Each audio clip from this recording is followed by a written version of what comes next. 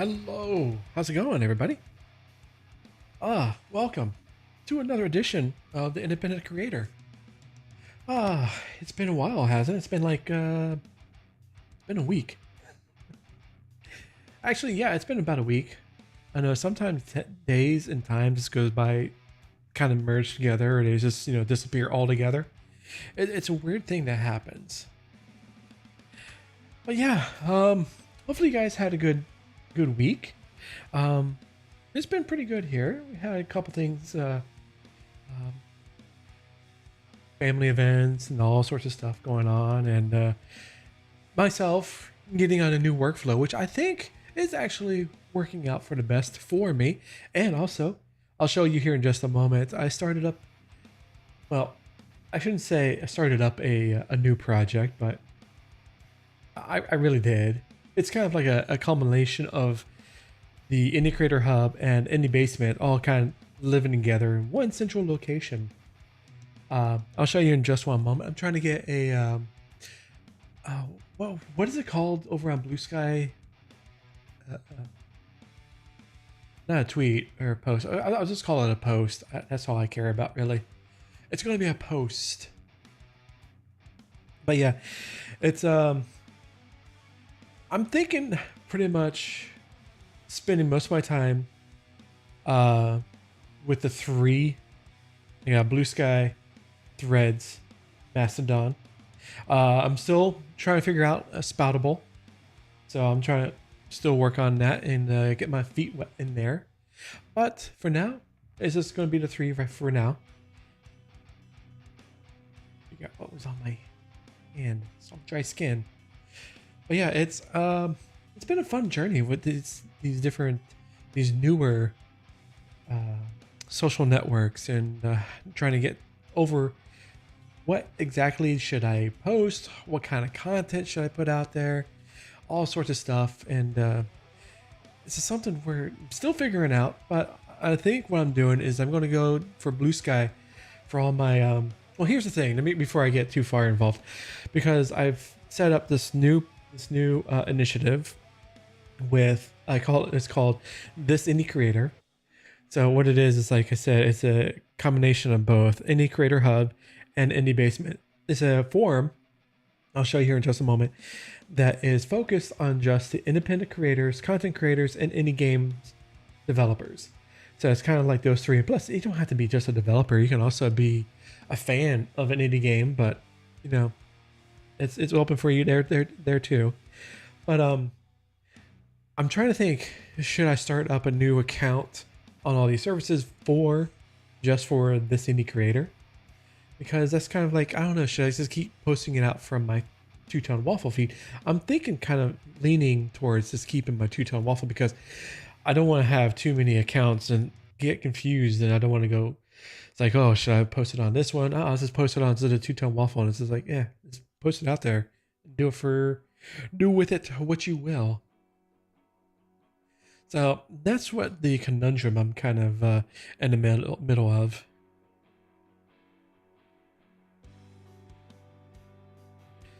Wanting to learn more? Join in the live recording of the Independent Creator Podcast. Let's see, should I put in HTTPS? YouTube.com.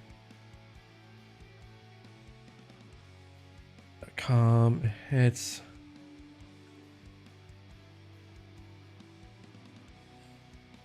helps if I actually do the actual, instead of slash just be the dot. Now it's the at.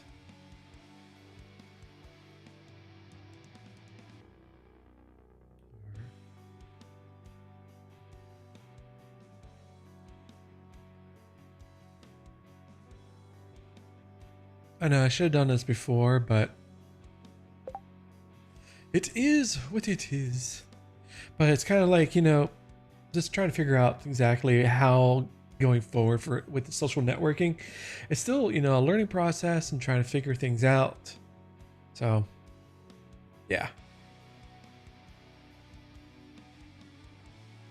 So I'll go ahead and post those out, and there we go. That is posted. So tonight we're going to be talking all about Owncast, what it is, what it's what you can do with it, what's pretty much what it's set for is live streaming. I'm going to go through and set up a new instance and show you pretty much.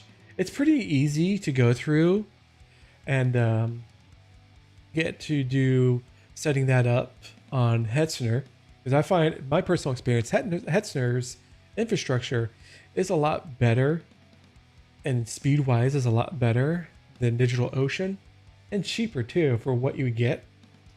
You get more for less money at Hetzner than you do at DigitalOcean.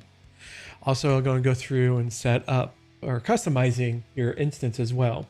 So it's going to be a little bit long recording stream tonight. So, that's okay, because as you can see, what I do is I segment out what I talk about during the episode as individual videos on YouTube, and then of course make shorts from that. And I got I got so much backlog of shorts because what I'm doing is I'm doing one every other day. And of course the highlighted or the long form videos, I do those I do them every 3 days. So if one comes out Tuesday, be Wednesday, Thursday, and then be Friday, be the next setup for the video.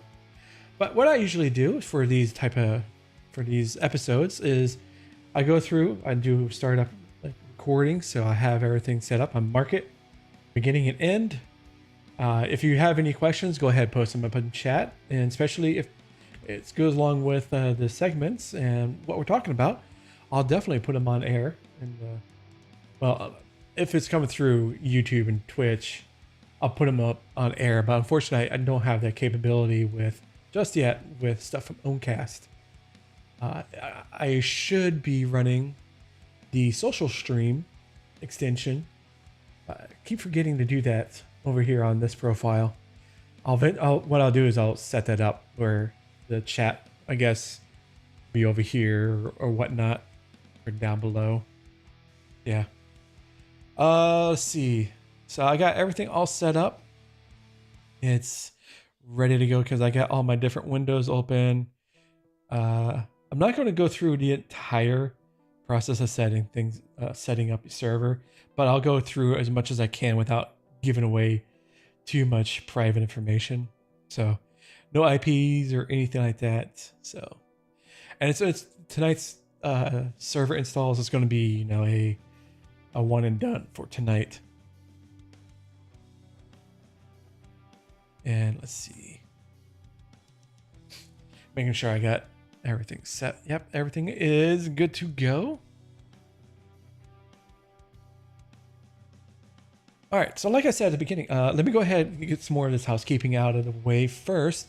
I set up a new forum, like I said, it's called This Indie Creator. This is what it looks like. It's a combination of the Indie Creator Hub, my blog postings that are going out there, and the Indie Basement, where I do a lot of my indie game reviews and showcases and stuff like that. It all lives in this one spot. And this is for independent creators, content creators, indie game developers, indie game enjoyers, pretty much for everybody who is in the content creation sphere. So that's why I wanted to get this all set up and ready to go. Yes, there is still some stuff I need to do, take care of, but pretty much the gist of it is up and ready to go for everyone to come in and enjoy. Accounts are free. You don't have to pay a thing. All you gotta do is just, be part of the community. I'm gonna move. But pretty much this is where everything is gonna go from now on. I made a decision is that I'll still be posting my blog post over on indiecreatorhub.com because that site's still going to exist because that's dedicated for, that. And I'll also have a copy of those postings over here as well. And yeah, I'm probably going to put up a page set up for the live stream or the embeds for Owncast and Twitch. Just because I'll see how it looks. If not, and I'll scrap that idea. But I'm still working on a couple things. I gotta get some graphics works done. Gotta make some more different things to pretty up the site. As you can see over here, oh, wrong mouse. These guys here, I gotta figure out a way to get those icons to show up. So I still gotta work on that as well. So it's thisindiecreator.com. It's like I said, it's all for content creators of all shapes and sizes and levels. If you're a newbie, if you're a seasoned pro, we're all here to learn from each other and find out any kind of resources you want to share, experience you want to share. It's everybody is helping everybody. All ships, rising tide raises all ships, kind of thing. But yeah, let's actually get on with talking about Owncast, shall we? Go ahead and make sure that is set up. Okay, so I'm gonna wait for that to cycle through. But yeah, definitely go check it out. I'll set links up everywhere so you guys can join it.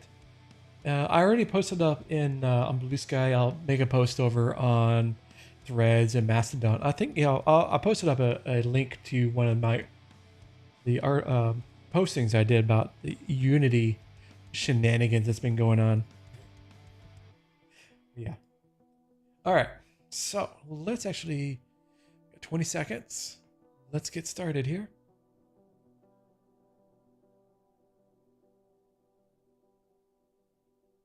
And like I said, it's there for you guys, for all content creators, streamers, and whatnot. Even if you're not a content creator, you can still join in. I'll wait till it gets into the middle.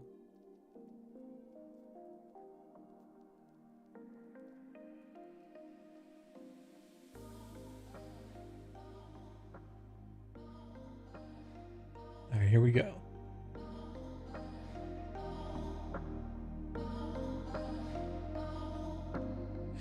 Welcome to another edition of the Independent Creator Podcast. I'm your humble host, Josh, and I lead you guys on an adventure of journey of exploring alternative platforms, independent creator shenanigans and whatnot. I don't know exactly where I was going to go with that opening, but I'm going to keep it. Tonight, we're actually going to be talking about Owncast, which is a free and open source live video streaming that is, if you ever been on Twitch, which I know many have, this is basically take that aspect and you have full control over exactly what you do with it. It's your own private live streaming service that you can control and set up on your own. So I'm going to go ahead and walk you through exactly what Owncast is, what it's capable of, how to set it up, and how to customize your own instance quickly and easily in tonight's episode of The Independent Creator. Now, Owncast is a great platform.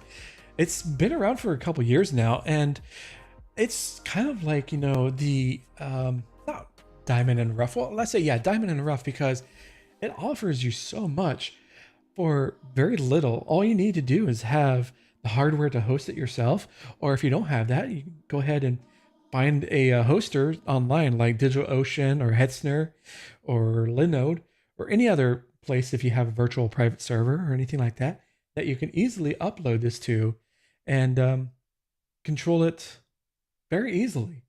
So what I'm going to show you is different ways of how to get things set up, but let me first show you exactly what Owncast is.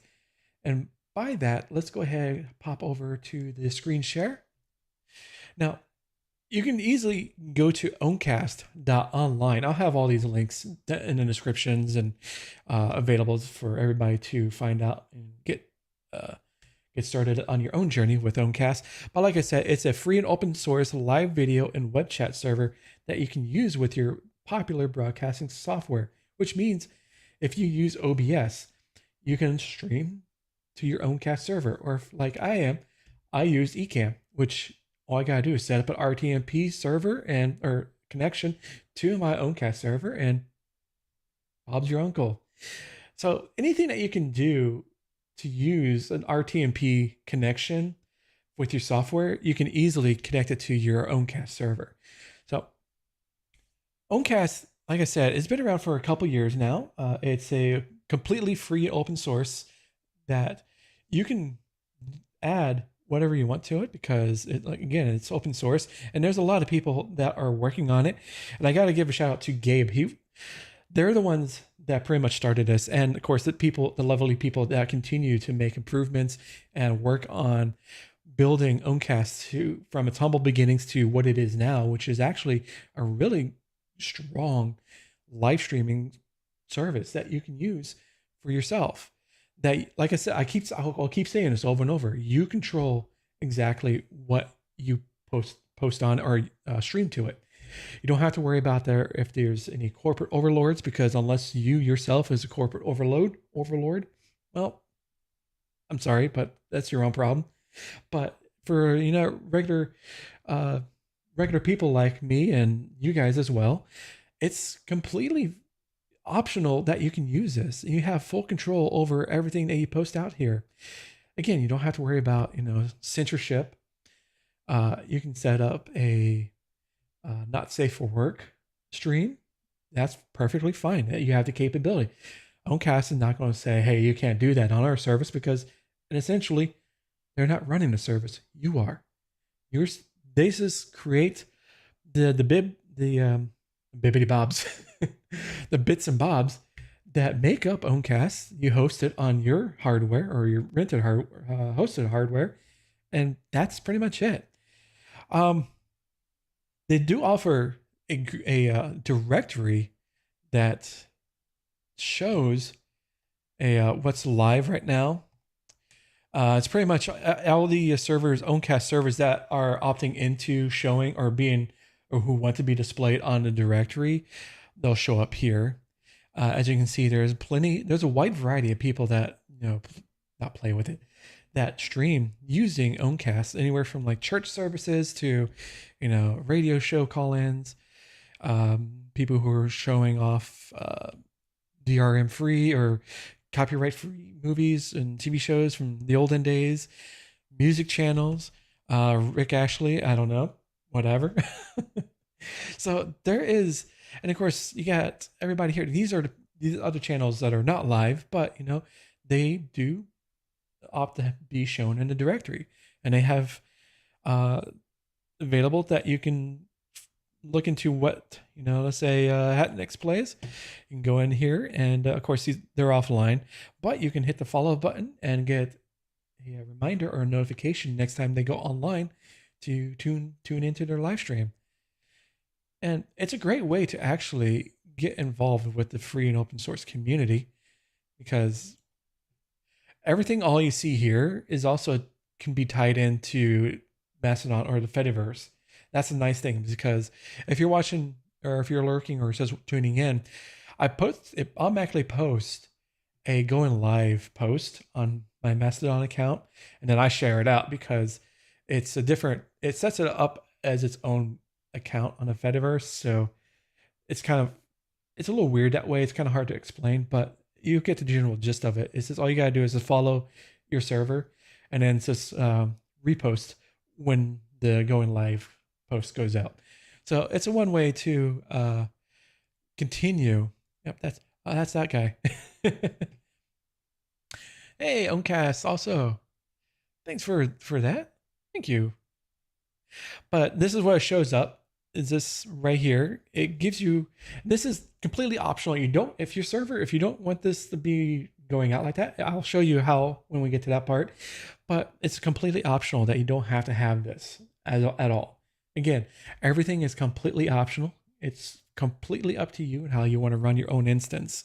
But it's all connected to the Fediverse. So again, if you're part of this community that actually enjoys the openness of federated universe, like Mastodon, Owncast, you got Lemmy, you got Kban, especially with the Reddit alternatives, PixelFed for the Instagram alternative.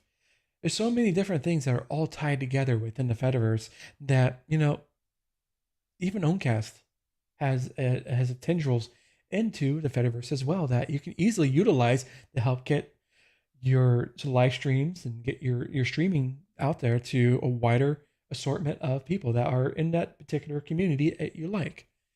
So I would definitely take a look at what Owncast. Now, I do have to say it's not for everybody.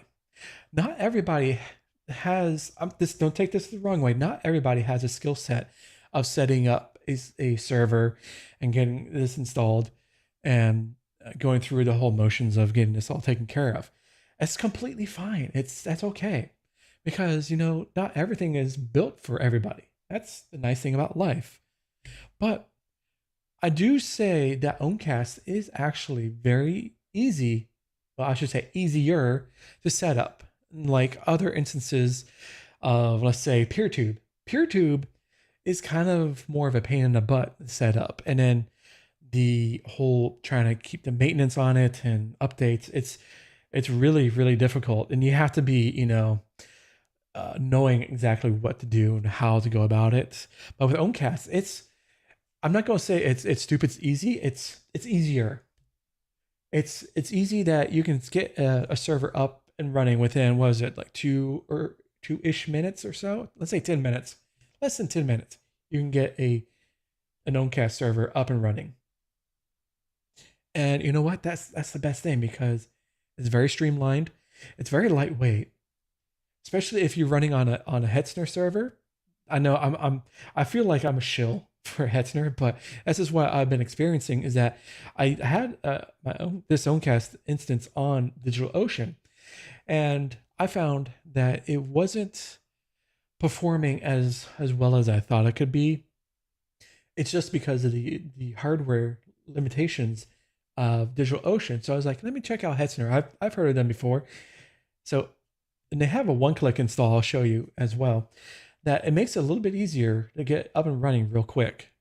So, and I find that I can run two feeds. I have watching the feed at source, which is at 1440 or 1080, and also have a lower bandwidth feed for people watching on mobile devices, or if you don't have the bandwidth that you're from your internet provider. So you can my actual let's see, where did I put it? My actual hardware is around 30% running those two streams right now. And I was like, holy moly, that is pretty freaking awesome. And it doesn't take up much memory. There's really no disk space utilization, except for, just doing the video aspect of it. But the CPU usage is lightweight, especially on Hetzner. I can't say anything about Linode because I haven't set a server up on Linode. I don't know how that reacts, but you know what? This is a lot better than was on DigitalOcean. I'm not knocking DigitalOcean. It's just that their hardware wasn't up to snuff for my use case scenario of how I use Owncast. Because if I had just the one stream, it was at the source feed, it was around 80%. And if I wanted to bump up the quality a little bit, all of a sudden I'm pegging out the CPU, and it was just slogging. It was just a non-starter for me. So I was like, I had to look for alternatives. And luckily for me, there is a lot of alternatives. Now, that is Owncast, and pretty much in a nutshell is that it's a free open source. You can control everything about it and your stream whatever you want on it. So if you're looking for an alternative, if you're tired of, the corporate controlled or the closed source controlled services and platforms that are out there, then you do have alternative solutions for you. You have Owncast. Now, I know because you have alternatives, you have Twitch, there's YouTube streaming, Um, if you really want to, Facebook. Yeah. Not knocking it, but yeah. Um, you got LifeSpace, which is it's a good alternative to Twitch if you don't want to go Owncast route. If you don't want to feel like you're not up to the skill level that you think you can run a server, that's okay. It's perfectly fine. There's SharePlay coming out hopefully soon. Believe that might be it. As far as there's Trovo. And so there's variable alternatives to just the big guys out there. So you don't have to just stream on Twitch because, there's other platforms and services that you can use. Now, I'm going to go through and set up a server on Hetzner and show you pretty much the ways to go about it. Of course, there's going to be a couple things where I'm not going to show you because IPs or passwords and stuff like that. But I'll show you the quick way of how to go about things. Let me go ahead and change to here and get this all ready for you guys.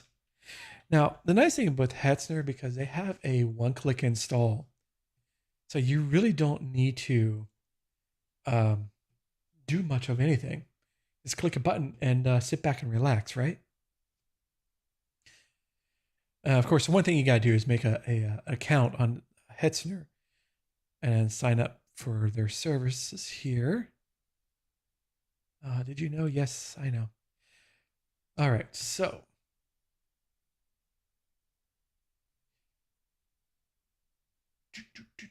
let me actually do this real quick.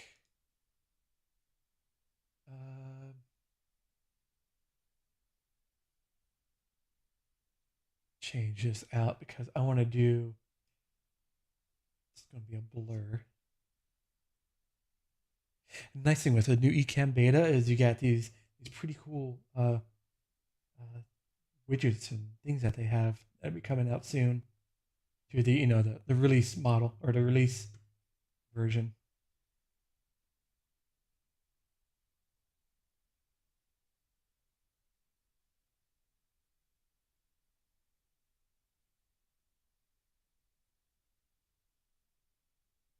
All right, I'm gonna go ahead and switch it up. Of course, that's all right.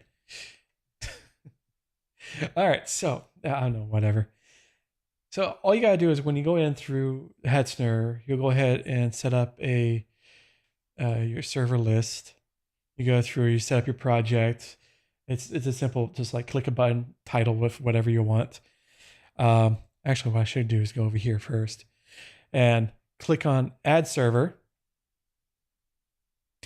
Now, of course, this is all depends on where you are in the world. So for me, the Ashburn, Virginia location is closer to me. And here's the important bit. You want to click right here where it says Apps, this tab right here. And they have their own section for Owncast. So you want to make sure you have that selected. Go through and you can either do shared CPU, virtual CPU, or you can have it dedicated. It all depends on your price budget and how much you want to spend. But for my use case scenario, I go for the shared VPU, or virtual CPU. And as you can see, you can set this up for €7.55. That's around like $7, $7.50, $7.60 USD, or depending on whatever currency that you are using. So it's relatively inexpensive to get an Owncast server started up.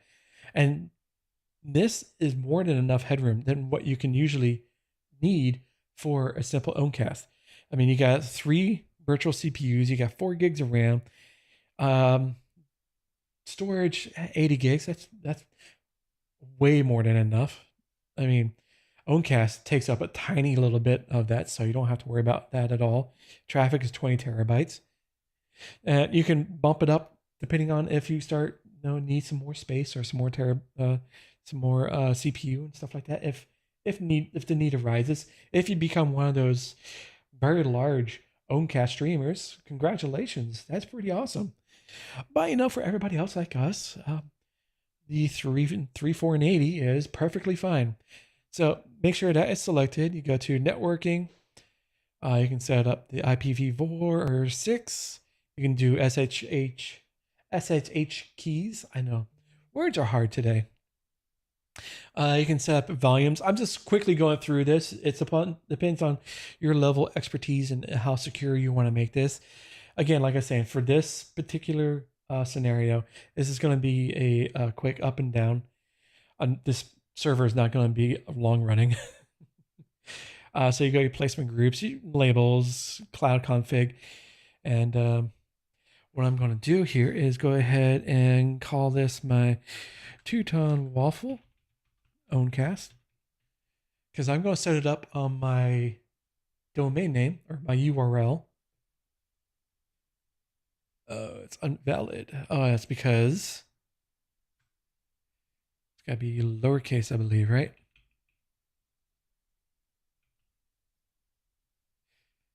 And I can't start with a number. Name is invalid. No. Okay. Naming conventions. It's yeah. All right, so got all taken care of. Let's go ahead, create by now. And of course, it's going to take a little bit of time. Not much. It's like a minute or less than 5 minutes before our server is fully spun up and ready to go. Now, what's going to happen is that I'll get everything set up. What I want to do is take this IP address. I want to go ahead and copy it because I want to actually go through. Let me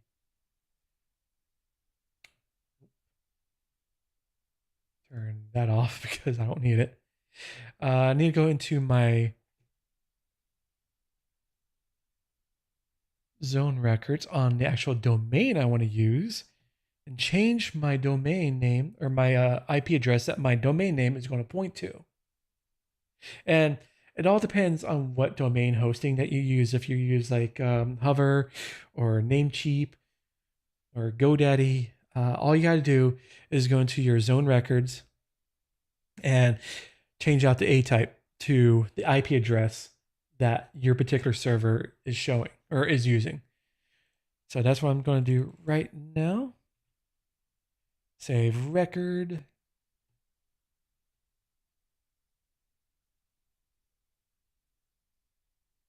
Okay.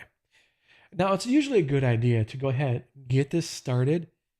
So DNS, cycle through, it will have enough time to go through and your domain name is pointed to that particular IP address.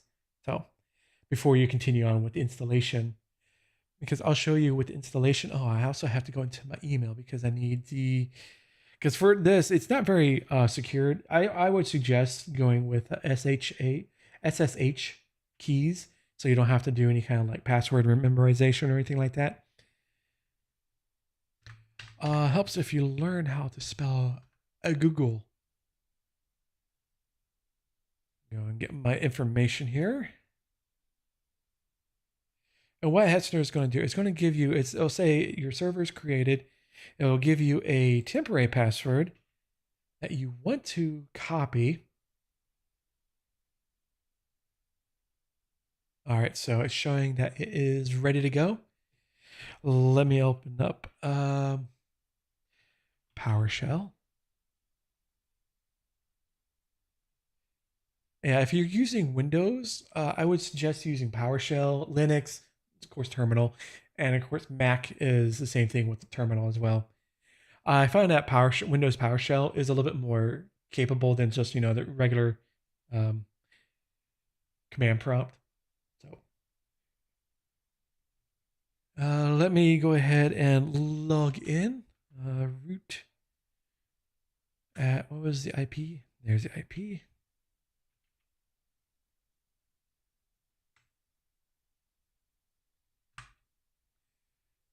Yes, I do want to connect because it's going to give you a warning.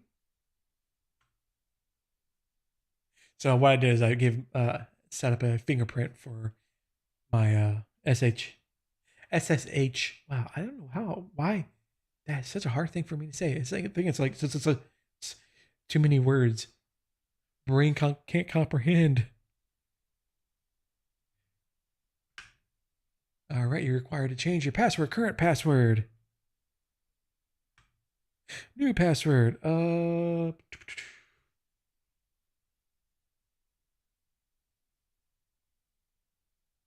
you guys can't see what I'm typing. Sneakies.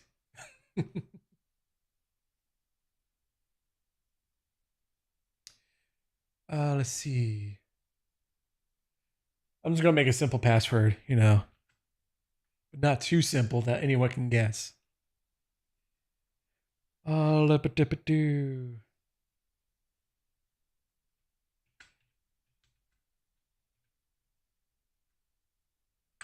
And retype it. All right. Hey, how's it going there, ETI or ETY? All right, let me go ahead and show you here. Wrong one. There we go. All right. So this is what you're going to get after spinning up a new server with a one click over on Hetzner. You get this configuration, the Owncast configuration. In this process, a Trafic proxy. Hopefully I said that right. Sorry, Gabe. Owncast and Watchtower will be set up accordingly together with all necessary dependencies. You'll only need to set your desired domain and email, which will be used to configure the reverse proxy and to obtain Let's Encrypt certificates. Make sure your domain exists first. That's an important part, is you want to make sure that you have set up your domain name first. You don't want to get to here and be like, oh crap, what domain should I use? Bob.com. Oh, it's taken. You don't want to get into that kind of predicament. So make sure you have your domain name.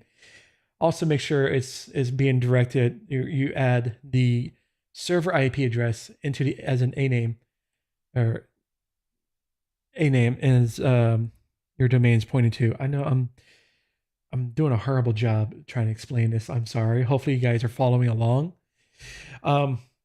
So after you do all that, make sure you get that done first, wait a couple minutes, and then get started with the rest of the details. Now, this is going to go pretty quick. So what I'm going to do is enter my domain name, which is at teutonwaffle.com. That's the domain I want my Owncast instance to be on.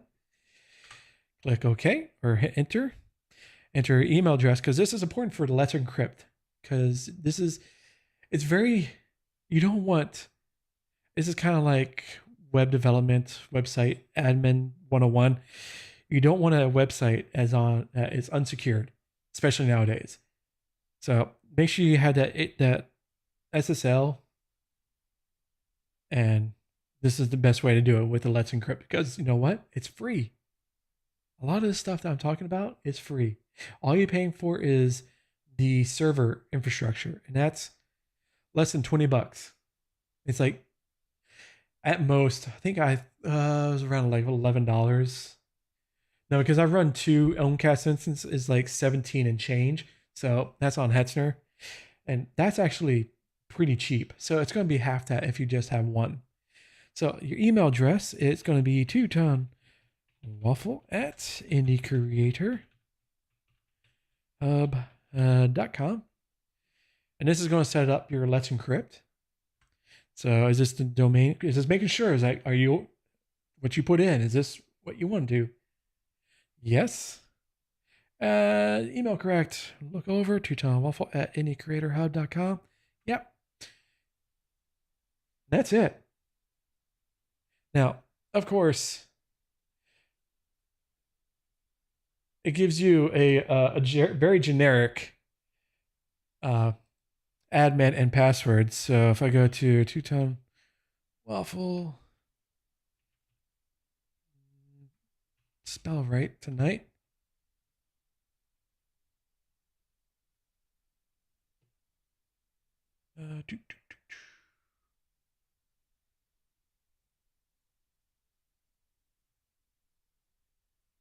we go.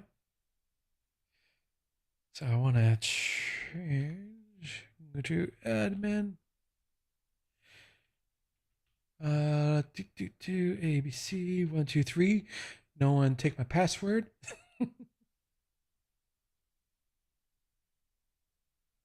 All right. So what you want to do is go first thing after logging in. Go right to configuration. Go to general. Actually, server setup. Change your password.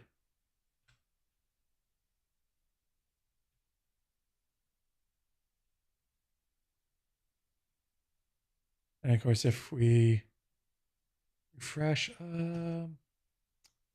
what? Oh yeah, it's for some odd reason in Firefox you get this kind of problem. This little bug that creeps in. There's nothing There's nothing going on with your instance. It's just Firefox, and for some odd reason, why? Right. It kind of freaks out for some odd reason.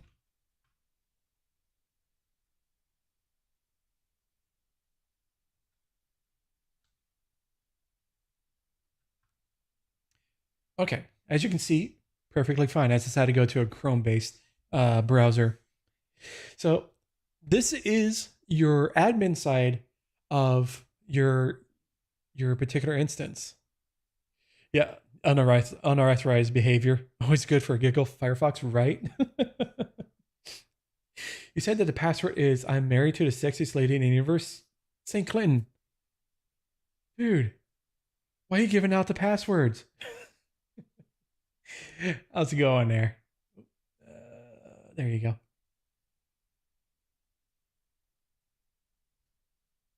Yeah, you got that correct. But, it's just between you and me. No one else is watching, right? No one else remembered that password. So, this is pretty much where you are going to make all the magic happen for your instance. You can do your customization. You can set up your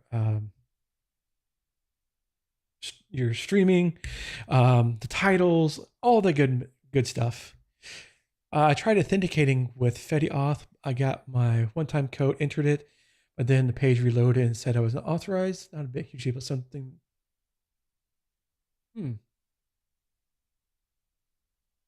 Sean, I'm not sure.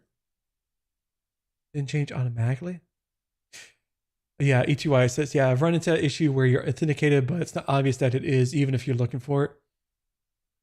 Okay, awesome. I know it's a great thing with open source because there's kind of little issues here and there, but you know what? We're all learning and all finding out the good stuff. But that's pretty quick in getting your install up and running. That was, let's say, less than 10 minutes from signing up for an account on Hetzner, collecting or setting up or clicking all the things that you need to do, all your boxes and titles and stuff for the one-click install. And as you can see, less than 10 minutes, you can have an Owncast server up and running. OC does it pretty well. Username after all thing is just not mega intuitive. Yeah. Yeah, a little shield icon says authenticated. So you can have your very own Owncast server up and running in less than 10 minutes. And again, once it is up and running and you go to your site and it has the Owncast, you go to, if you see this, you go to Waffle, not my ghost site. If you see this, that means your server's up and running. And it's very imperative if once you do that, to go into the admin, change your password from the generic default. Because if anyone has that default, they can easily get into your admin side of things, and that's not good. Now, what you also want to do is go back into configuration, go to server setup, And this is very important too. If you are using OBS or any kind of streaming software, is you want to set up your stream key. And what you want to do is, of course, go into admin, go to configuration, go to server setup, and then go to stream keys. And right now it has just a default stream key. I would go ahead, click the plus sign that is right below it. And of course, go ahead, add that. I'm going to go ahead and change my view.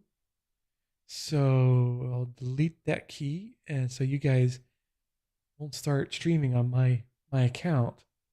I know you guys aren't going to do that. I can't say for the rest of the internet they'd be on their best behavior. All right, so go back here. So you got your new key, it's ready to go. All you got to do is copy, paste it in your OBS or whatever encoder that you use. I would go ahead and delete the default because you're not going to use it. And go ahead, set it up on OBS the same way as you would set up any kind of RTMP. Now, one other thing you might want to check out is your video settings here. Because right now, out of the box, it gives you the stream output. It's a default medium CPU usage. It's 1200 kbps. I butchered that. Whatever. I mean, you can go ahead and keep it. You can also put in a new variant where it's a higher quality, but also more CPU intensive. But with Hetzner, it's more than capable. I would start with this first, then do a test stream and see how that works over, let's say, about 10-15 minutes. Then what you want to do is go ahead, add another one, stream again, actually shut down and start your stream up again with the two outputs and see how your hardware is faring. If it's working less than 30-40%, great. You can add a third if you really want to. So you have the option. So when people go into your server, of course, this is not online. If I go to mine, you have the option here. Let me go ahead, mute it. It's if you click on the little gear icon here in the bottom right,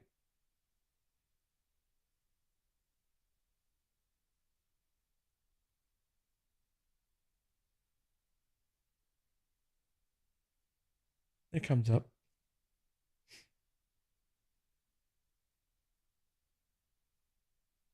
Okay, usually that's where you can set that up or you can change your viewing status, but it'll show up here. But it's minimize latency experimental. So you can go through that there.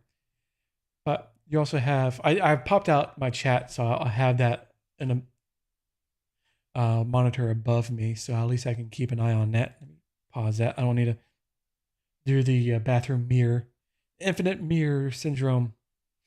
But as you can see, I kept this as default for a reason, because I can make changes live for you guys that are watching live. For if you guys are watching the episode later on, if you really want to take part of the live stream, it's a good thing to come here on Tuesdays, 9 p.m. Owncast, YouTube, Twitch. So you guys are getting first flavor of what actually I'm going to be doing here and showing how to customize your actual instance. And it's a process, but it's an easy process. It all deals with CSS. So I know some people will be like, oh, CSS, I'm out, I'm done. I can't do this anymore. You don't even need to do that, really. All you got to do is just add I keep losing my, I'm way over here. No, I am over here. I keep losing track of my tabs. So what you want to do, if you want to actually put some flavor text and some flavor on your instance, the best way to do it is by going to, of course, your admin settings again. Go to configuration. Hey, thank you for the follow, Sean. Go to your configuration and go to general. And here is where you can configure your instance name. What was your instance going to be called? It's totally up to you. It's your instance. Name it whatever you want. Also put in the server URL. It should carry over from the install, so make sure that is there.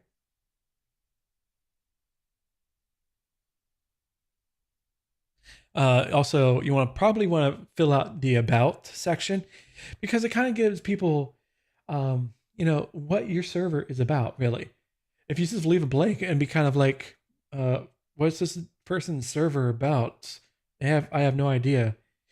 As I look through the directory, and I'll show you if you want to opt into the directory as well. Hey, E2Y, thank you. Ring the G. Followed the stream. Thank you. So yeah, you can go ahead, fill this stuff out. Keep it a nice summary, a short little blurb about what your instance is. The about also shows up in a profile on federated platforms. Very good point. Thank you. Yeah, if when you look on the Fediverse and your instances out there, it gives not just your name but also your about. It's a good option or a good idea to have that filled in, so you give people an idea what you're all about. When you're offline, let me drag this over here. When you're offline, you will get this message right here. It's just the general, the stream is offline, be notified the next time new Owncast server goes live. And you can click on that. You can get notification. You can allow or block, especially for browser notifications. That's totally up to you. But if you want to change that to something a little bit more spicier, I don't know. You can change it right here. Your offline message is like, well, it's not going to show up because I'm online. So you'll get the idea. So whatever you type in there is going to show up when your stream is offline. So you can include like, say, thanks for stopping by. Unfortunately, I'm offline, but you can check out the links down below to get notified, or click here to get notified. Something along those lines, just to keep people, hey, I'm offline. If you didn't notice, there's no stream going. But yeah, here's a good way to get notified. You can also add a logo. You don't have to. It's just, a good way to, add some spice, some flavor to your instance.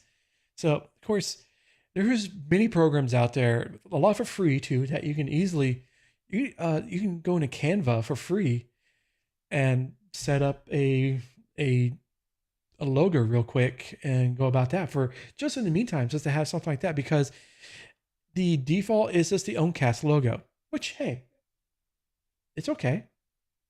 It's not you, it's Owncast. You want this instance to be you, right? So try to get a logo. You don't have to do it right now or whenever you start it up. It can be anytime. So all you gotta do is there is a upload right here. Press that, find wherever you save your logo in your computer, and then press OK. If you also want to make sure there's a max size of 2 megs and also a size that is a square of a 256 by 256. So keep that in mind. You don't want like you're not making a podcast cover artwork that's like 3,000 by 3,000 and a couple megs in size.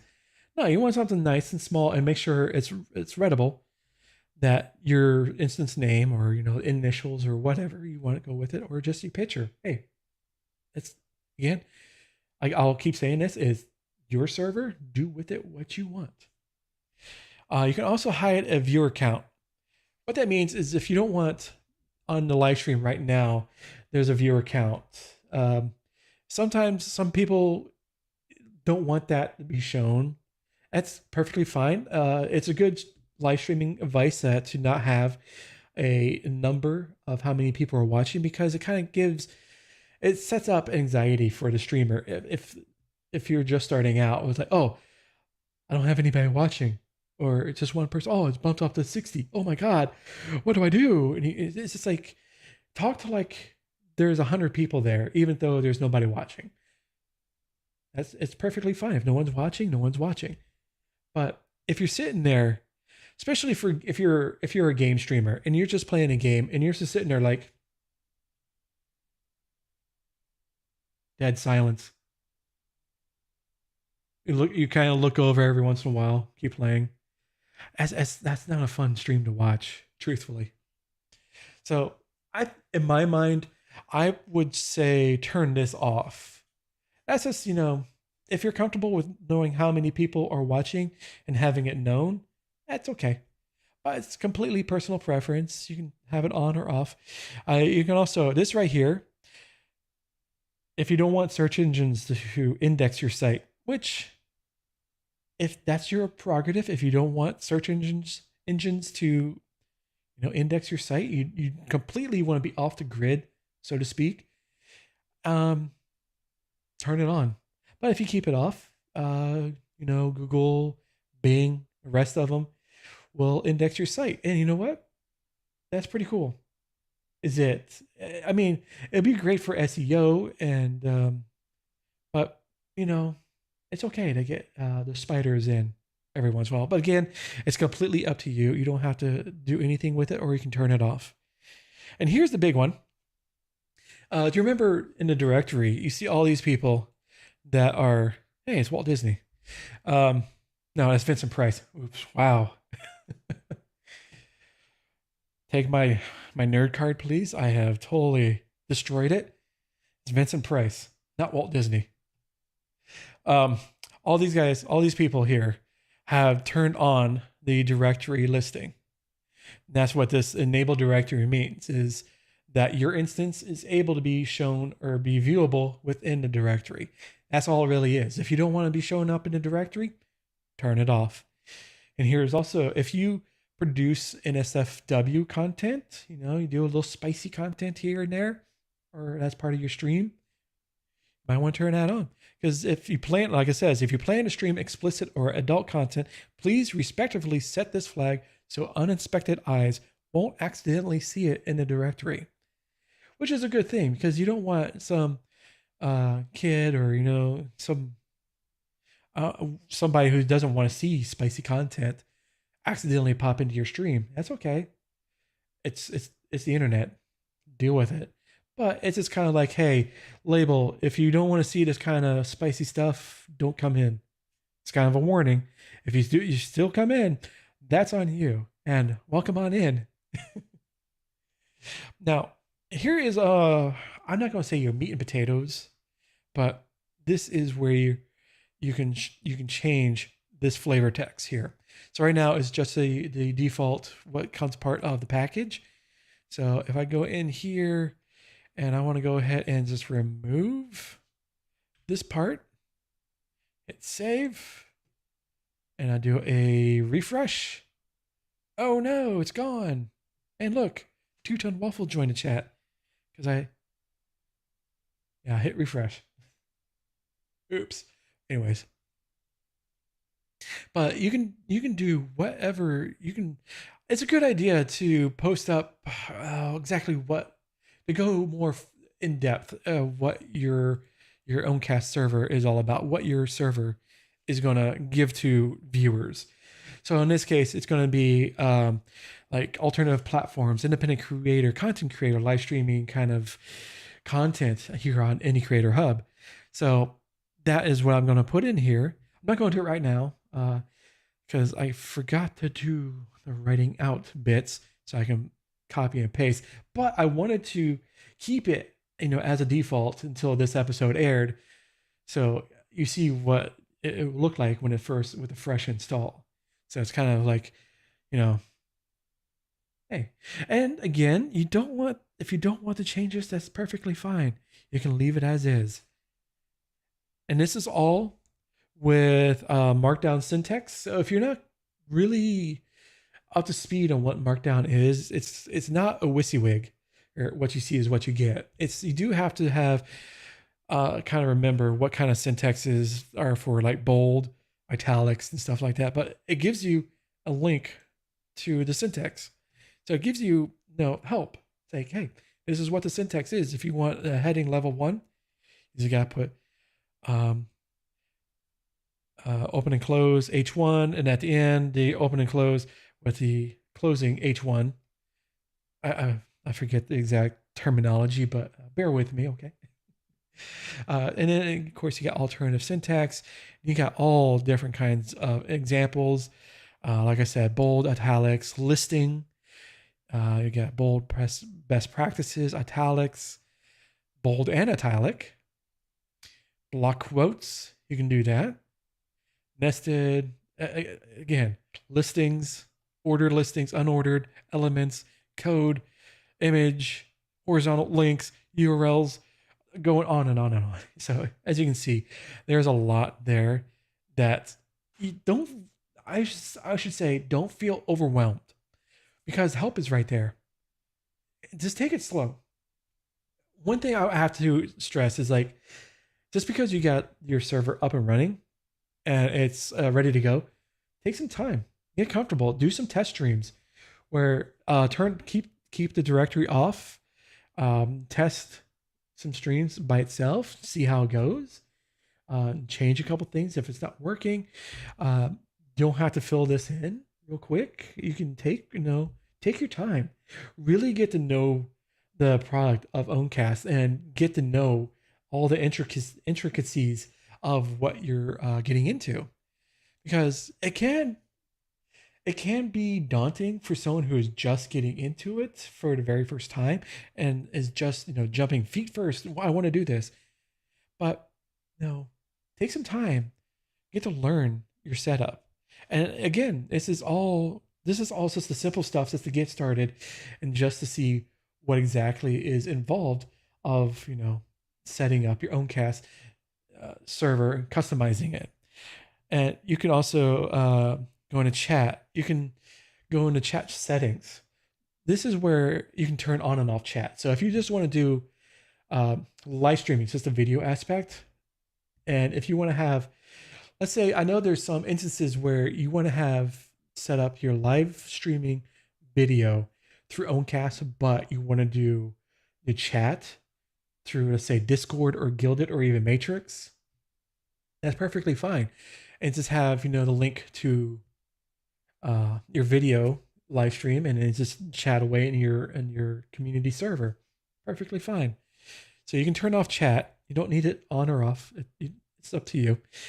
Join messages. If you're watching a live stream, you can set it up where I might turn this off, because this is my personal opinion. When someone comes into a live stream, it kind of announces that, oh, hey, this person came in, and that they're lurking, but it kind of like called action or called them out. Say, hey, this person started in. Okay. As you notice, I don't really call those out. I don't say, hey, welcome in, because it's in my personal opinion, I don't like being called out. If I just want to go into a stream and lurk, it's just to get my feet wet, see what their stream is all about before I say anything. So I might turn this join messages off just to have that capability. And if you want to say anything, hey, type in chat. Welcome on in. If you want to lurk, even better, because as long as you're happy with the content, or even if you're not happy with the content, it's okay. My flavor of how I do my live streams and everything like that might not work for everybody. That's perfectly fine. You can also set up established users only. What that means is only users who have previously been established for some time may chat. So this is good if you're, for example, let's say if you're a spicy streamer, or if you have, that's your hot take streamer or anything like that, you're very, like, it's a very hot topic type of content that you push out there, and you don't want some random person that just came into the stream and started typing, no, what you're saying is wrong, you suck, blah blah blah. You can have this up where the person, your community, your chat members will have to have been part of your community for whatever time period that you set up. It just can't have this random person come in and spout nonsense. Or it's also good that combats, spamming, uh, anything like that. So it's a good. It depends on what kind of content that you're producing, or if you have any kind of things where something might happen. That yeah. I think it says one of the things that I enjoy with Trovo is the ability to lurk. Yeah, I know when Trovo first came out, is that they had that option was on by default for, hey, St. Clinton popped in the chat, hello, and it calls you out. It's like, ooh, can we turn that off, please? And I don't think it was at the time when it first came out. You did not have that ability to turn it off. So thankfully they made that decision to have a toggle switch, which is great. A welcome message. Welcome messages are really good because you can set this up. Say, hey, welcome to the chat. If you want to change your name, look to the upper right and for the drop down and do it. Pretty much, it kind of help people direct to where, if you want them that haven't been to an Owncast live stream before, kind of direct them to where to go to get used to the service, because it is a little bit different. It's set up a little bit different, but it's the same. It's the same, but different, but the same. I know that was horrible. I'm sorry. um, you can also set up forbidden usernames. So if you don't want people coming in, you can set up a blocked list of offensive names or names that you don't want people to use for usernames. You can set this up here, forbidden names to not be available for the general public that's coming in, or your chat teams. I have this. I love this little feature with Owncast because it's the default name generator. It's kind of like we saw at the beginning where you had people coming in. It's like random word with another random word. Let's see, what was. I know I'm calling out lurkers. Inspiring Zelda. It's not a lurker because they start talking. Inspiring Zelda. And so it's kind of like random word generator. It's a nice thing to have if you have your join messages remaining on. So there's that. If we take a look at social, before I go anywhere, go back to server setup. General. Sorry. You can add tags of what your content is about. So right now I have it just, the default. It's Owncast and streaming. I almost wish you could set the first word and second word list separately. Yeah, that's a good idea to send over to the GitHub page for Owncast as a suggestion. And I'm sure probably down the line, Gabe and everybody else who's working on this might implement it. So tags is where you can set up. You can say, hey, I do indie games. I play titles from just Bethesda games, or I do content creation type of talking, or alternative platforms. So this is where you can fill in your tags and let them know within a directory as well. I think Gabe's probably retired. You know what? I don't think Gabe. They're actually pretty cool. They're very patient. I've watched every once in a while through the Rocket Chat, because nice thing with Owncast, they have a Rocket Chat server set up for kind of like a help. It's like a free level 1 type of help system. If anything else, go to the GitHub and then do an issue over there. Because I had to do that too, because I had before version 1.1, 0.1.1, is we had the issue with the chat stuttering because of the CSS or whatever, the dark magic of coding. Yeah, definitely. If you use Owncast and you have any kind of issue or anything like that, the Rocket Chat is a great resource for help. If it's something a little bit bigger that needs to be explained a little bit more, or anything else, Gabe will direct you over to the GitHub repository. So Don't feel like, oh well, this is gonna be 6 times today. I feel like I'm a bad influence. No, that's what Gabe is there for. They're pretty cool. They're pretty chill. Unless you're a jerk, and yeah, then all bets are off. Is a Rocket Chat developer access channel or more of a Owncast? It's um it's actually, you can go here to Owncast.online. You'll see the link to, it's just basically, it's like a, like I said, a level 1 help. Actually, I did have a lot of help when I moved my Owncast instance from DigitalOcean over to Hetzner. I was having some issue where, because it's based in Docker, and I was trying to bring the data folder over, and it didn't work. And I forget exactly who it was. Really, really helpful of going through the process and figuring things out. We weren't able to get it taken care of, but was able to figure out that, okay, everything's working fine. I just have to start from scratch, but it's okay. It's all right. But yeah, it's definitely if you have like level 1 type questions, like I have a problem. It's not connecting to my Owncast. Is not connecting to my OBS. Any kind of issues like that, and sometimes they go into a little bit higher levels. But again, Gabe would definitely say, "Hey, this is actually. Can you post this over on our GitHub page?" So they'll definitely let you know if it's something that needs to be pushed over.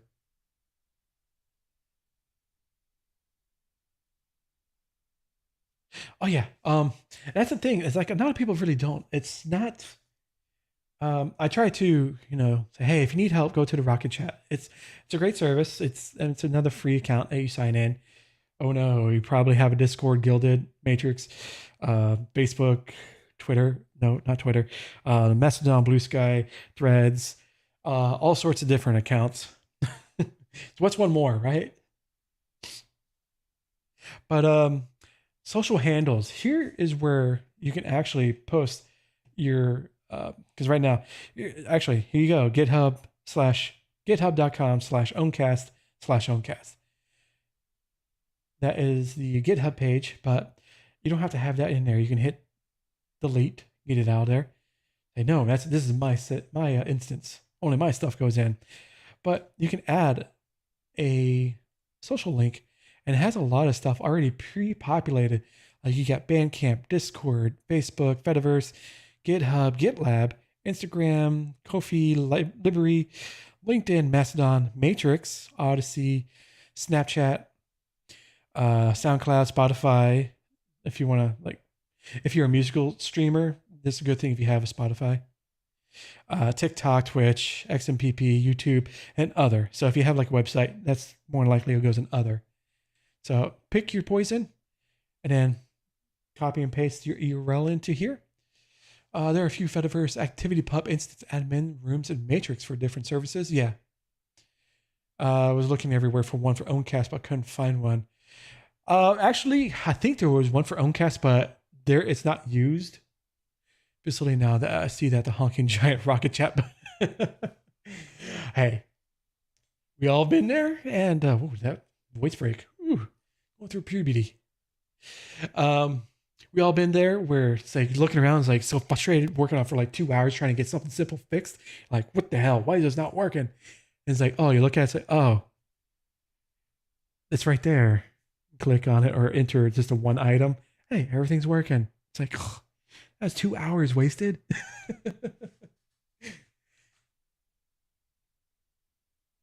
Yeah, I constantly tell people, because I get the same way. It's like, again, like I said, 2 hours trying to figure out why this is not working. And it's this very simple procedure, or there's a button right there that I've been looking over, passing over for the entire time. So you're not the only one. A lot of other people do it. If they say they don't, they're lying. So yeah, the social handle is really great because if I go to, I have my other the indie basement.live. This is on my other instance of Owncast. I have this for the gaming side of stuff, like indie games and stuff like that. So I have my Mastodon, I have my links to my websites, I have a Ko-fi page, and I can add also all my tags are set up here as well. And um, I changed out a little couple things here because I was able to find someone had posted. I'll have to find this again. A CSS file or the code, the CSS code to make your instance kind of Twitch-like. Excuse me.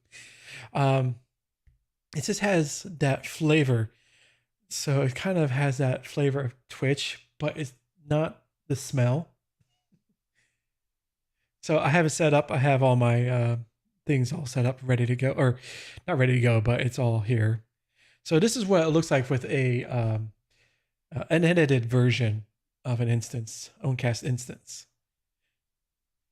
Your mileage may vary. You can have something completely different. Also, like I said, your offline message is completely different. So it's like, while we're not live right now, you can join the community by clicking on the social links below and right here. So that's one version of, I can probably close that tab, of what your instance can look like. And if you're very well versed in CSS, you can do so much because you had that capability. If you go into, yes. So I see you're using a, I'm actually not using DigitalOcean. I moved everything over to Hetzner. I did use DigitalOcean, but I found their hardware wasn't up to snuff for the amount they were charging. Hetzner, for relatively the same price, I get better. Oh yeah, I gotta change that. Thank you for letting me know. I thought I changed it, but I guess I didn't save. So yeah, I'm using Hetzner. I moved everything over to Hetzner now. So actually, if this will allow me, oh no worries. Yeah, unauthorized. I'll change it later. Yeah, it's just one of the things like it's you start this out and then you're kind of like, well, it's kind of like a set it and forget it, and you totally forget that's there until someone points it out. Oh, and you know what? Don't feel bad for pointing things out. I and many other streamers, especially the capable ones, sometimes some people don't like being called out. That's for mistakes or whatever. If my audio or anything else is not working, let the streamer know what's going on, and they'll be very appreciative of letting them know what's going on. But if you are very well versed in CSS, all you got to do is go to configuration tab, click on a general, then click on appearance, and you can change your instance's color range. You can put in chat colors. So you can do different colors if you want. You can also do how rounded the corner should be. You can also do custom CSS. And I know on the GitHub page, I know there are some instances or some entries for custom CSS like theming that you can copy and paste. And that's where you can paste it into, is right here, and change the entire look of your instance. Now, you can also do custom script as well. I haven't really got into this myself, but you can use, JavaScript. You can also add third-party scripts into it to give more of a interactivity. I was going to say interactivity ability. That's not a word though. But you can do a lot of stuff with all the things that Gabe and everybody else that's been working on Owncast for these past couple of years, and each iteration it just gets better and better and better and adds new things to it.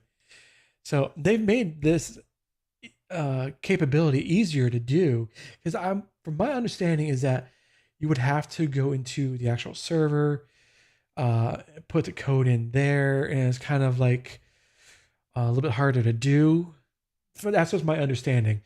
But here it's kind of Uh, if you got the know-how, put your script in, hit okay, good to go. Um, let's see here. So we got chat, we got forbidden names. I'm just trying to go through uh social features. Oh, social. So if you want to go into configuration, social, you want to configure your social features because it provides the ability for people to follow and engage with your instance. It's a great way to promote alerting, sharing, and engagement of your stream. Once enabled, you'll alert your followers when you go live, as well as gain the ability to compose custom posts to share any information you like. So it's a good idea to have this on. Again, totally up to you. You can have this off if you just want like a completely private, and you only give the link to people who you want to view your Owncast server or your Owncast instance. So again, it's up to you. You can also privatize it. Follow requests will require approval, and only followers will see your activity. So you can have it kind of like let's say it's a nightclub. You had the bouncer out front instead of just an open door policy. So right now I have an open door policy. Everybody can come in, join in, chat. Hey, it's great. If you want to put a bouncer in front of the door and say, you want to follow? I have to allow it. Okay, you're on the list. Come on in. So that's what's pretty much what it is. And also says potentially NSF. Turn this on if you plan to stream explicit or adult content, so previews of your stream can be marked as potentially sensitive. So as you saw in the directory, if you go to the directory, you'll have like a preview image of what's going on here. So if you're doing any kind of spicy content and you don't want this to show up, you can turn on that toggle switch and it'll block it from people who shouldn't be seeing that. Prying eyes. So you also got your username. So this one is very important. So the username used for sending and receiving activities from the Fediverse. For example, if you use Bob as a username, you would send messages to the Fediverse from @Bob at your server. Once people start following your instance, you should not change this. It's a good idea to, if you feel like you're going to change it, it might break people's link and they're like, I don't know who this person is anymore. Who is this? And then unfollow. That's something that you have to think about for a long term. So think of a good name. I just put my name because, hey, what else? That's what I go by. Now live messages. You can constantly change this, and I do this every time. Well, I should say I try to remind myself to do that. So like I put this in for the going live now. And you can also put the show engagement. So that means if you turn it on, any following, liking, and sharing will appear in a chat feed. And we saw it. So you got a couple followers. Thank you again. Much appreciated. So you can turn this off if you don't want that capability in the chat, if you don't want that to be shown. So again, all of these options are available for you to do with what you will. You can also, since it's on the Fediverse, you can block instances or block domains. So you can block a specific domain from interacting with you. Let's say if I don't want calling you out, ETY, if I don't want anyone from the hive.institute to interact, I can put that domain in there. Sorry. You're perfectly fine. You are perfectly fine people. It's okay. I was just using you as an example because I can see you. So you can have that. If you're noticing that you're getting harassment from a certain instance or a certain domain, and you'd be like, well, you know what? I'm going to block everybody on that domain. Good riddance. Goodbye. You lose. Good day, sir. You can post that right there in the block domains. Notifications. I haven't really played around. I want to start experimenting with the Discord alerts, notifications. It all goes through a webhook, so I have to play around with that a little bit more. But yeah, I haven't really done much with it. As just on my not laziness, I just have way too much to do. I got so much on my plate. But you can set up browser alerts, or you can enable browser alerts. So when you go live, if someone has their browser alert active, this is what shows up here. And you can customize that as whatever you want, or you can turn it off completely. You can also build your own notifications by using custom webhooks. You can also do Fediverse Social. Enabling the Fediverse Social features will not just alert people to when you go live, but also enable other functionality, which means what you just saw was like the going live notification. Not this one, but that will you're now live posting. That's what it means or refers to. I hope I got that right. Just going down the bullet list here. And that is pretty much for customization.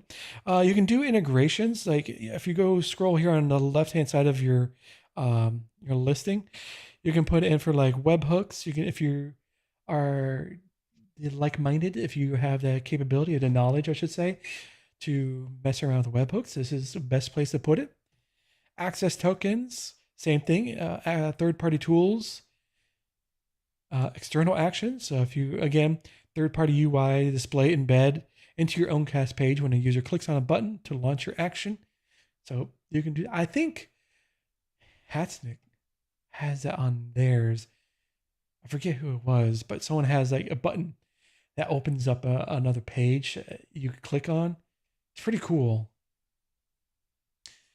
I believe that is it for customization. But of course, you can go through. You got your viewer list here. You got. Thank you for everybody who is watching the stream live. Thank you. It's much appreciated. I do appreciate each and every one of you. So you have your viewer info here. So all-time max is 10, which is pretty freaking amazing. Current viewers is 6. So you also have chat messages. So you have a chat log. So in case you want to say, I want to go ahead and hide this message, I click that. It says, yeah, your message, no one should see it. I can click it back in. So you got a lot of customizability that you can use for your Owncast. That is really, really great.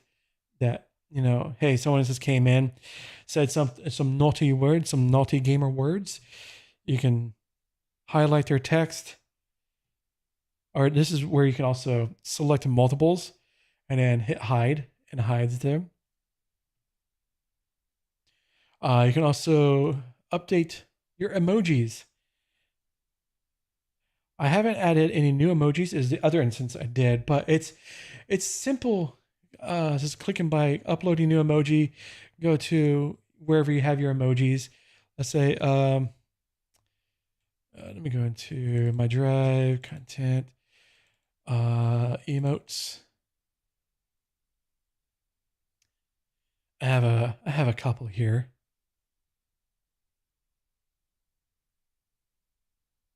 Let's go, Holly. Upload my emoji, and now Holly is inside my chat. So if I go here, it should show up. I might have to refresh the page. And yeah, refresh does the trick. And now you've got a new custom emote. So you can do that to further customize your Owncast server to make it more yours. And it's great that you're not restricted by emote slots. As you can see, there's a whole bunch here. And unlike, let's say, Twitch, you don't have the capability to add emotes unless you go to the affiliate status. And that's a whole nother bag of worms. And you only get so many. Here, you pretty much have an unlimited supply. So it's a good thing. It's a great thing.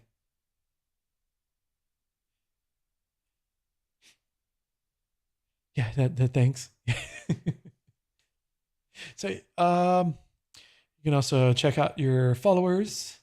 You can block, like, let's say somebody came in that's harassing you. They're posting up bad gamer words and just being a complete less subhuman. Okay, you got rid of their chat messages, but before you did that, you ban them, or you get rid of them, or you block them. You can hit remove. I'm not going to remove. Don't worry. Don't be. But you can also block people as well. So you had that capability. Let's see. That is pretty much it for what is Owncast, setting up your instance, and customizing it. I know we run long, but that's okay. It's perfectly fine. I warned you guys in advance at the beginning and everywhere else beforehand that this is going to be a long stream. Yeah, I'm hovering over that funny button. Watch out. Ban hammer. But yeah, if you guys have any questions, go ahead, post it up in chat. I know some of you are probably already well versed in Owncast, but if you're watching either on a YouTube or a Twitch side of things, if you have any questions, go ahead, put them in chat, and I'll try to get answering as quickly as possible. To finish out this episode of the Independent Creator, I want to say thank you for coming out. I do release the edited version of this episode the week after, so this episode will be showing up next Tuesday on either on YouTube. It's going to be on the podcast over there, the podcast feed, I should say. Also, you can listen to it if you don't want to watch my mug. You can also listen to it on Apple Podcasts, Pocket Casts, Spotify, pretty much RSS feed, pretty much wherever you get your podcast. Player of choice is totally up to you. It's out there for availability. It's completely free. I don't charge it. I don't charge for it.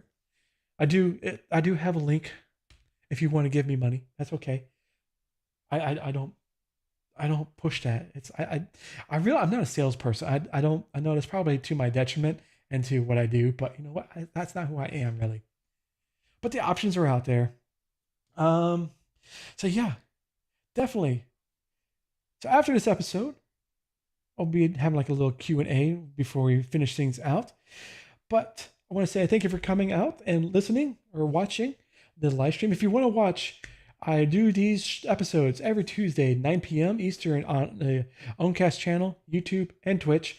So if you want to catch the live recording of these episodes, do be sure to come on by and be part of the atmosphere, the live studio audience, as it were.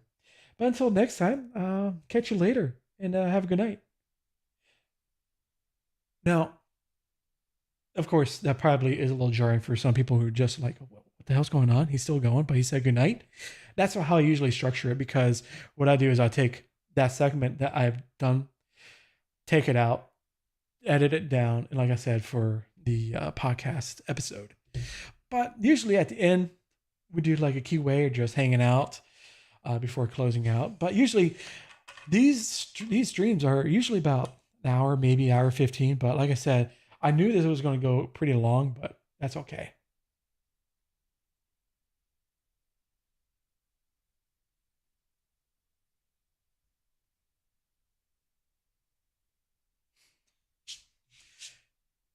And it's great too, it's just because I know a lot more people are starting to uh, look into Owncast, really. I know, like I said at the beginning of the recording, it's not really. It's Owncast is not for everyone.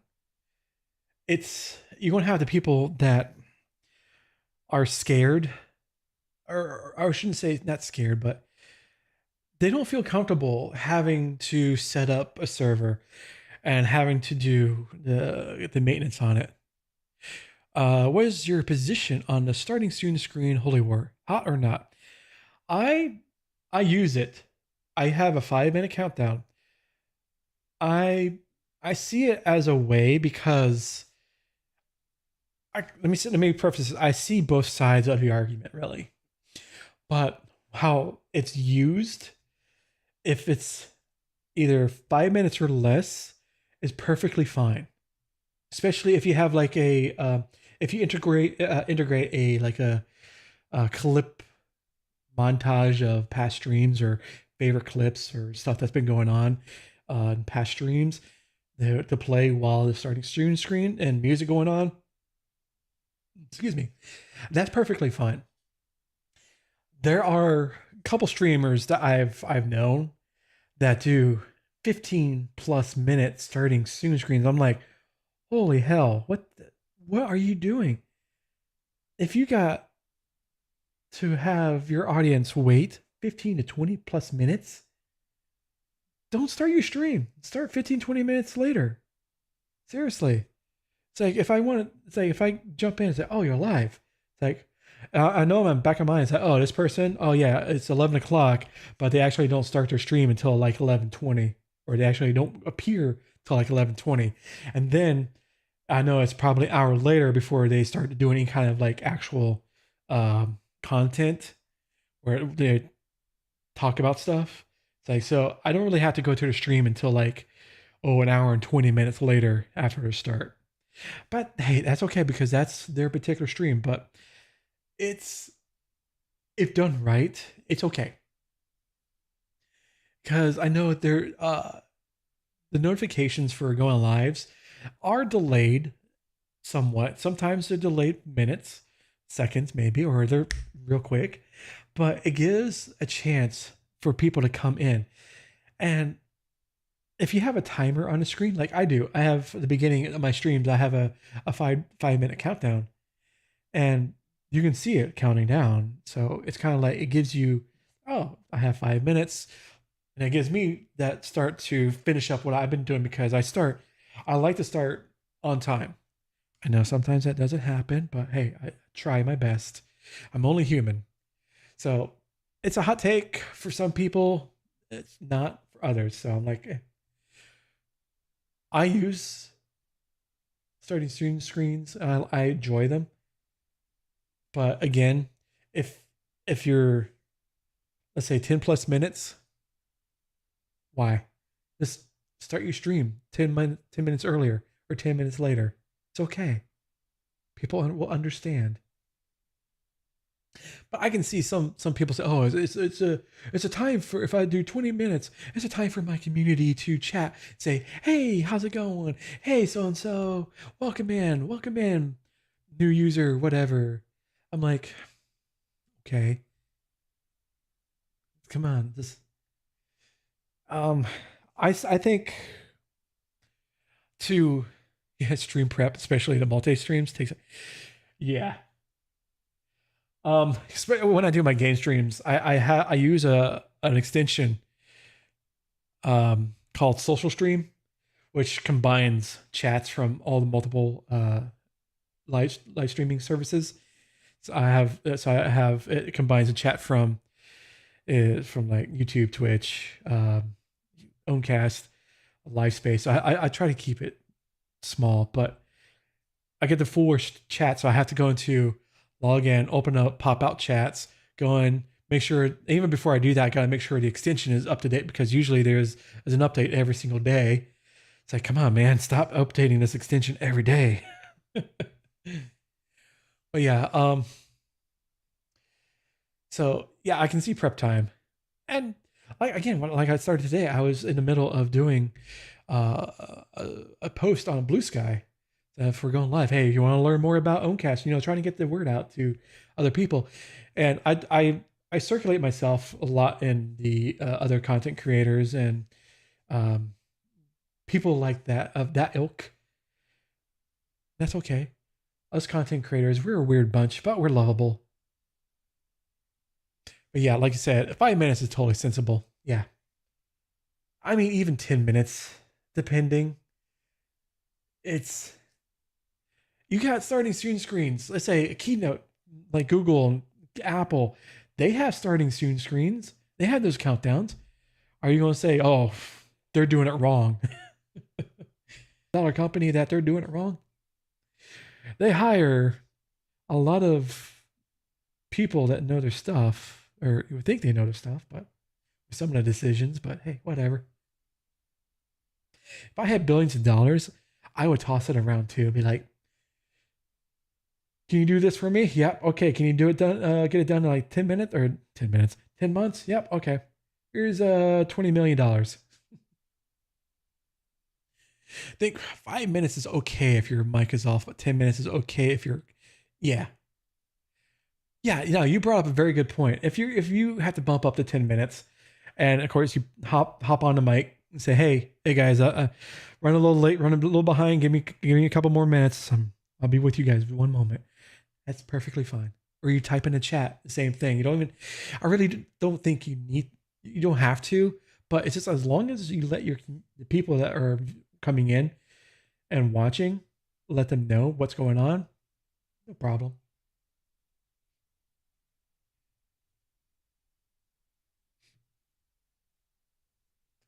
But yeah, it's weird how, like I was going to say, the live streaming space is changing a lot.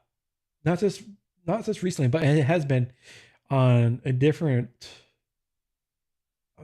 approach of how things should be done. Let's say, take for instance the people live streaming over on Twitch. A lot of them still do the gaming stream, which is, hey, I do that too.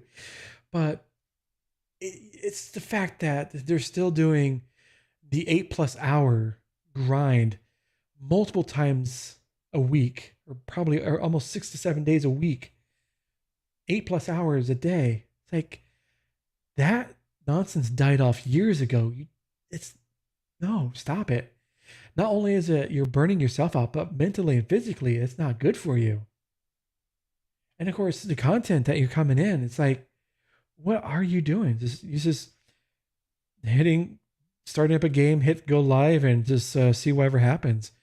And nowadays, it's kind of like if you start up a stream, you have to have kind of like a game plan in the back of your mind. It's like, oh, um, let's say if I want to do, because this is what I do for indie game stuff. Because right now I'm doing a video series where I take a game from my vast collection of Steam games that I've acquired over a couple years of humble bundles, and so I play for 2 hours. It's called the first 2 hours.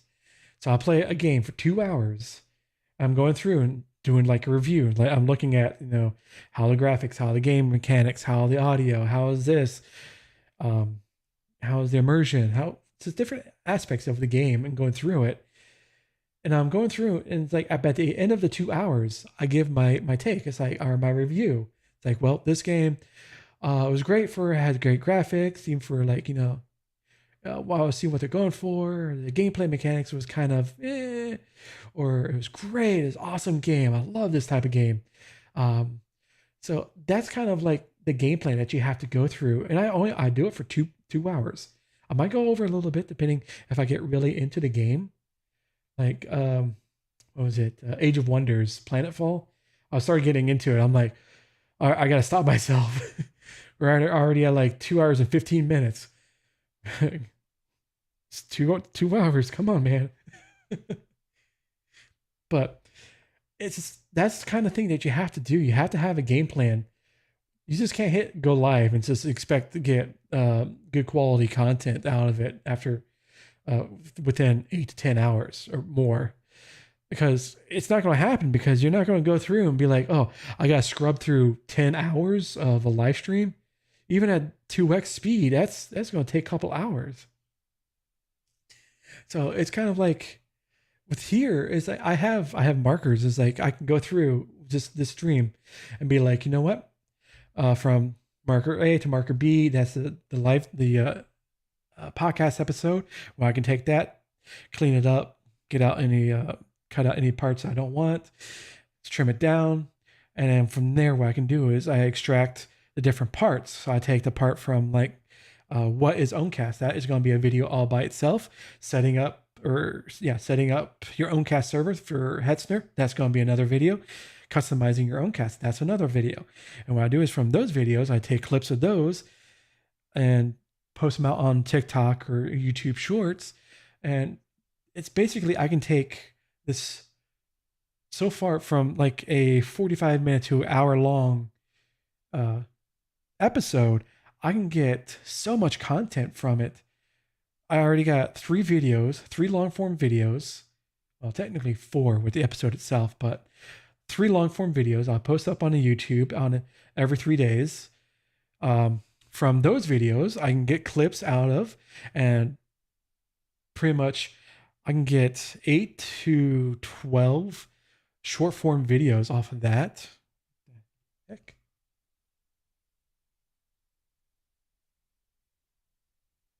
And then post those onto TikTok, and then continue on.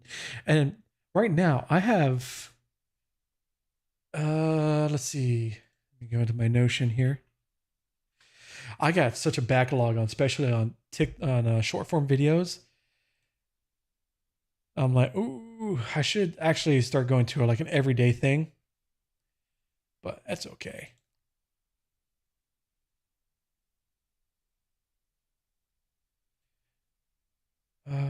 What is my Notion?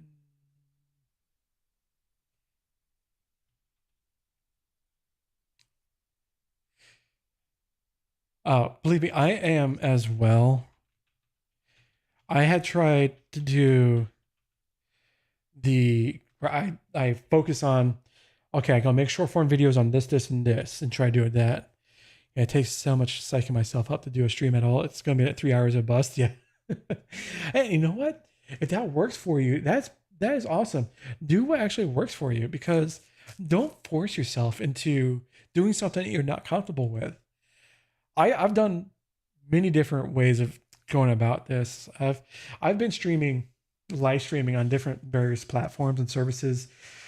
Uh, Probably going on 6 or 8 years now.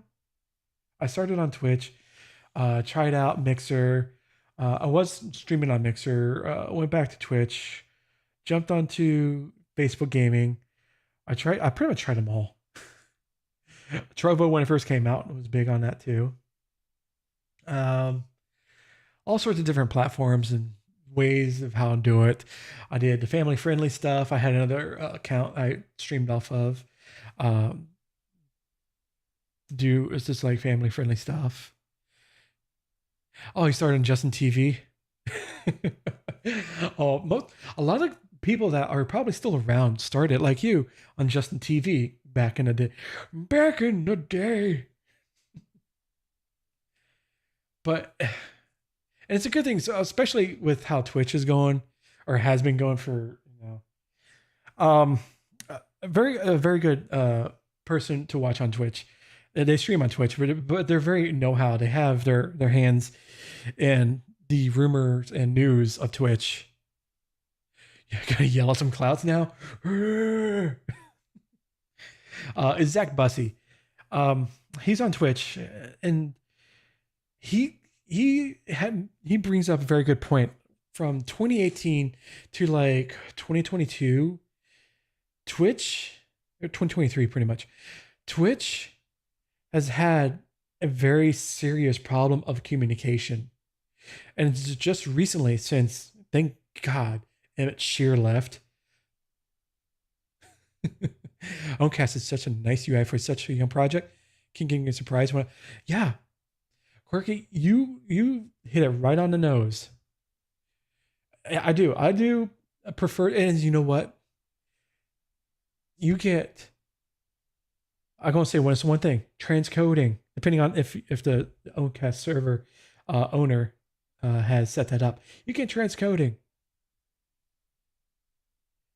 You don't get that on Twitch unless you're a partner. But yeah, you get no ads. Um, yeah, you don't get like the extension, or the third party ecosystem is not as big, or it's very tiny here at Owncast, but it is expanding. There are some. You don't. I don't have any ads. I mean, I can do an ad. I can do ad reads.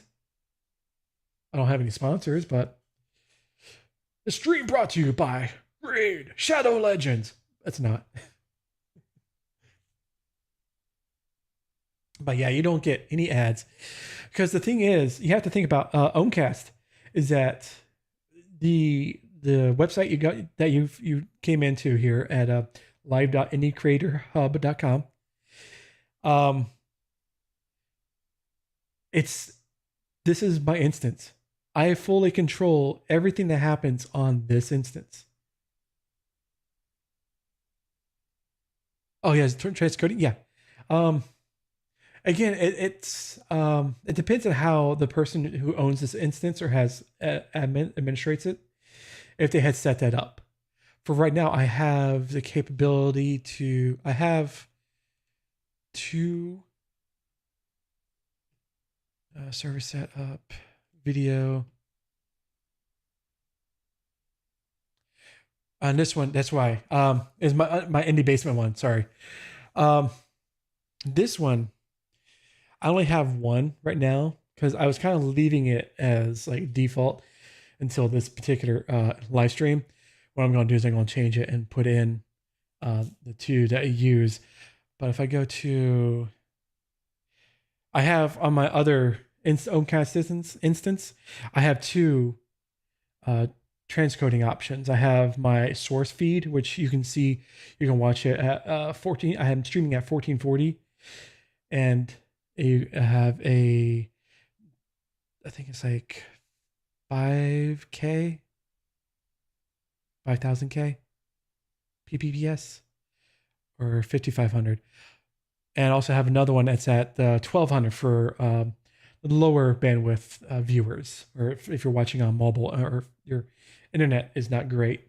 So I have those two options that are available. I can have the capability to add a third if I really want to. I can do 720.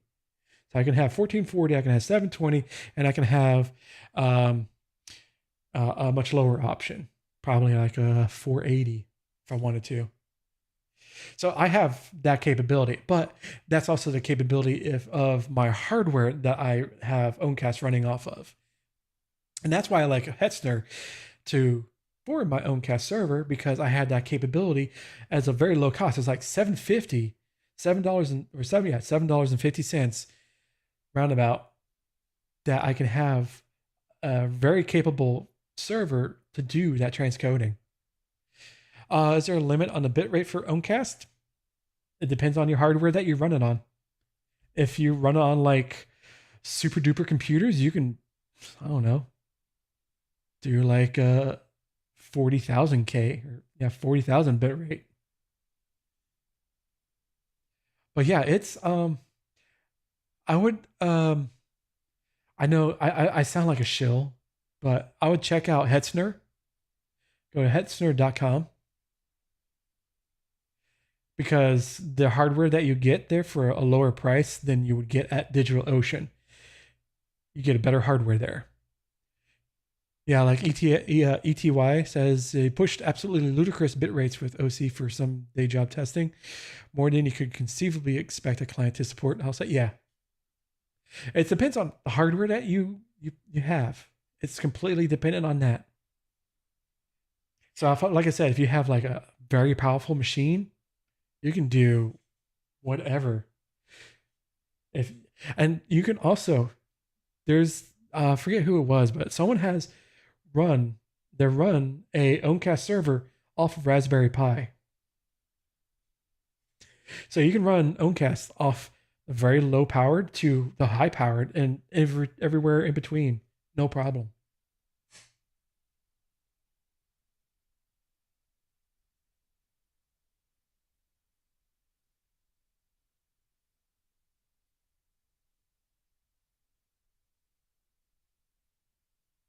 I think it was. I don't know the general gist of it, but yeah, I know someone was posting up in the Rocket Chat a couple months ago, or just recently, and they were talking about getting Owncast set up on a Raspberry Pi. I was like, interesting, capable of doing it.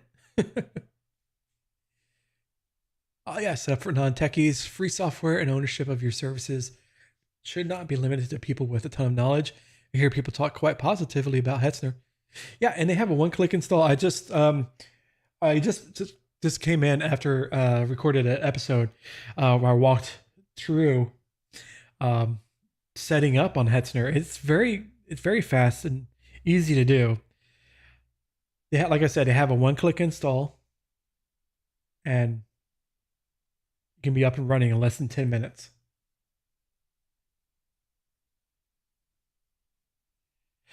I wonder, can I set up a new variant while I'm live?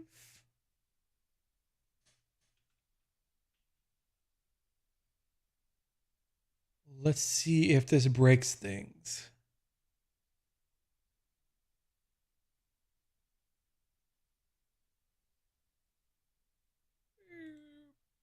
Yes, video pass through.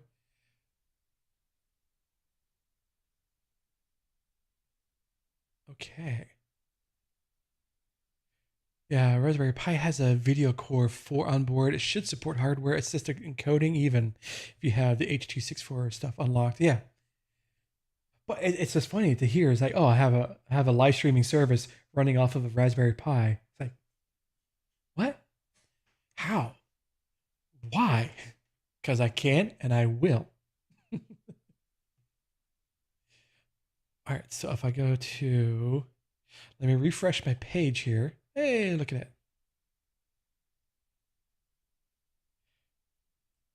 Start it up. Yep, cool. So I can add another option on the fly here.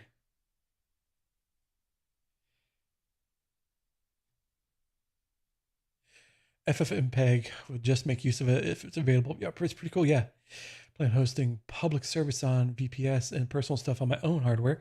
So my public stream will be hosted on Hetzner. Oh, yeah. You're quite well. I know I sound like a shill for Hetzner, but you know what? I find I'm very impressed. I love their servers and stuff like that. Let me show you. So right now I added a source. So if I start up, so I got a 1.2 megabit source at 24 frames per second and a source feed. So if I click on source, it goes to my source feed, which should be, what am I at? 1440?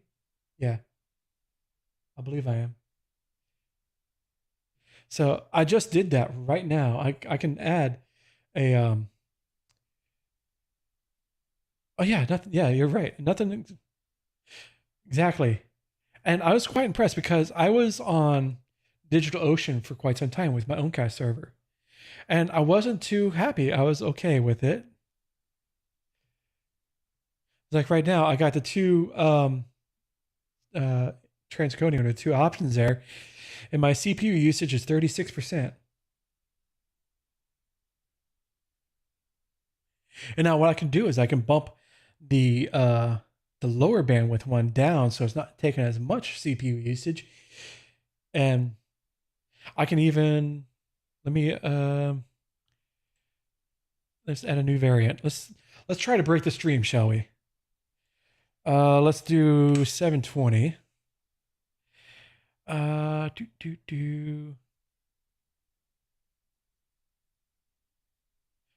yeah.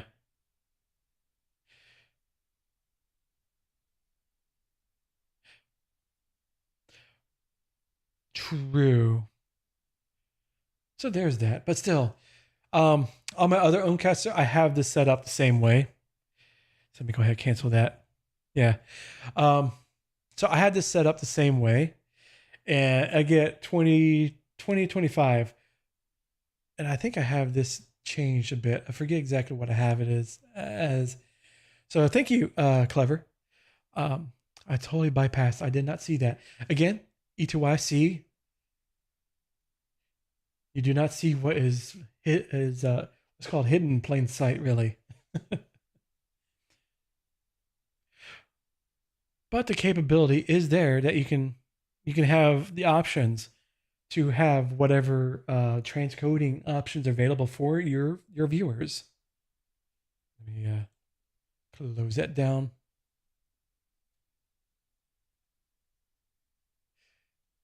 What I usually stream on this particular one that you're on right now, this is my content here is alternative platforms and for the independent creators, stuff like alternative platforms. That what I mean for like Twitch, like Owncast. I talk about that. Also, alternative platforms, Discord. I talk about Gilded, Matrix, also kind of other community building stuff like Zenforio, Ghost for blogging. So I do that on the Indie Creator Hub side of things. I do have my other site, which is on the Indie Basement, is more focused on indie gaming. I do my gaming, pretty much all my gaming stuff is over there. So I kind of like separate the two from the two shall never meet.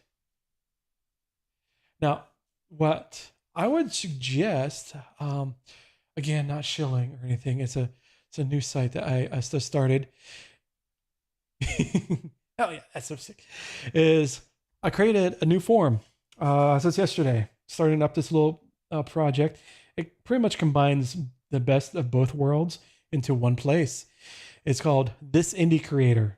I know it's like a little play on word. I don't know if you remember or ever watched the show This Old House, the long running home renovation show. But it's the same thing. It's combines. Oh, you have? Awesome. Yeah, I do. It's indiebasement.live. That's the channel.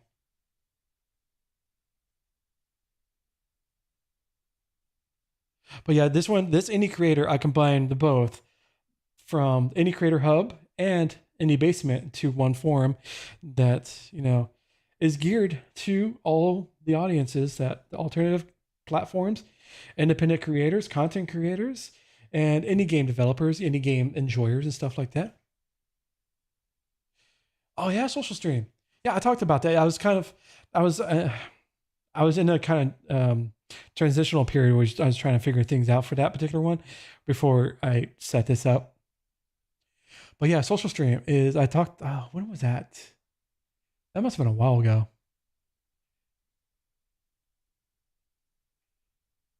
But yeah, I love social stream.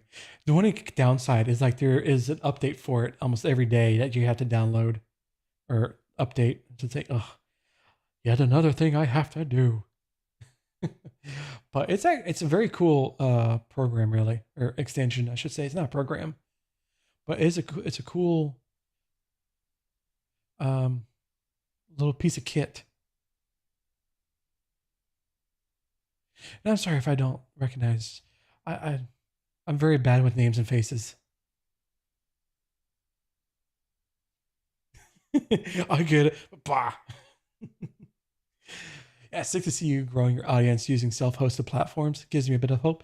Yeah, because like I said, I pretty much live streamed to almost every platform that's out there. I even tried Brime. You guys remember Brime, that short-lived Brime thing? I tried that. I tried Trovo. I tried Facebook, gaming. I love Mixer. Don't get me wrong. I love the Mixer. I just hated their mismanagement. I tried Glimish. Love Glimish, but again, mismanagement.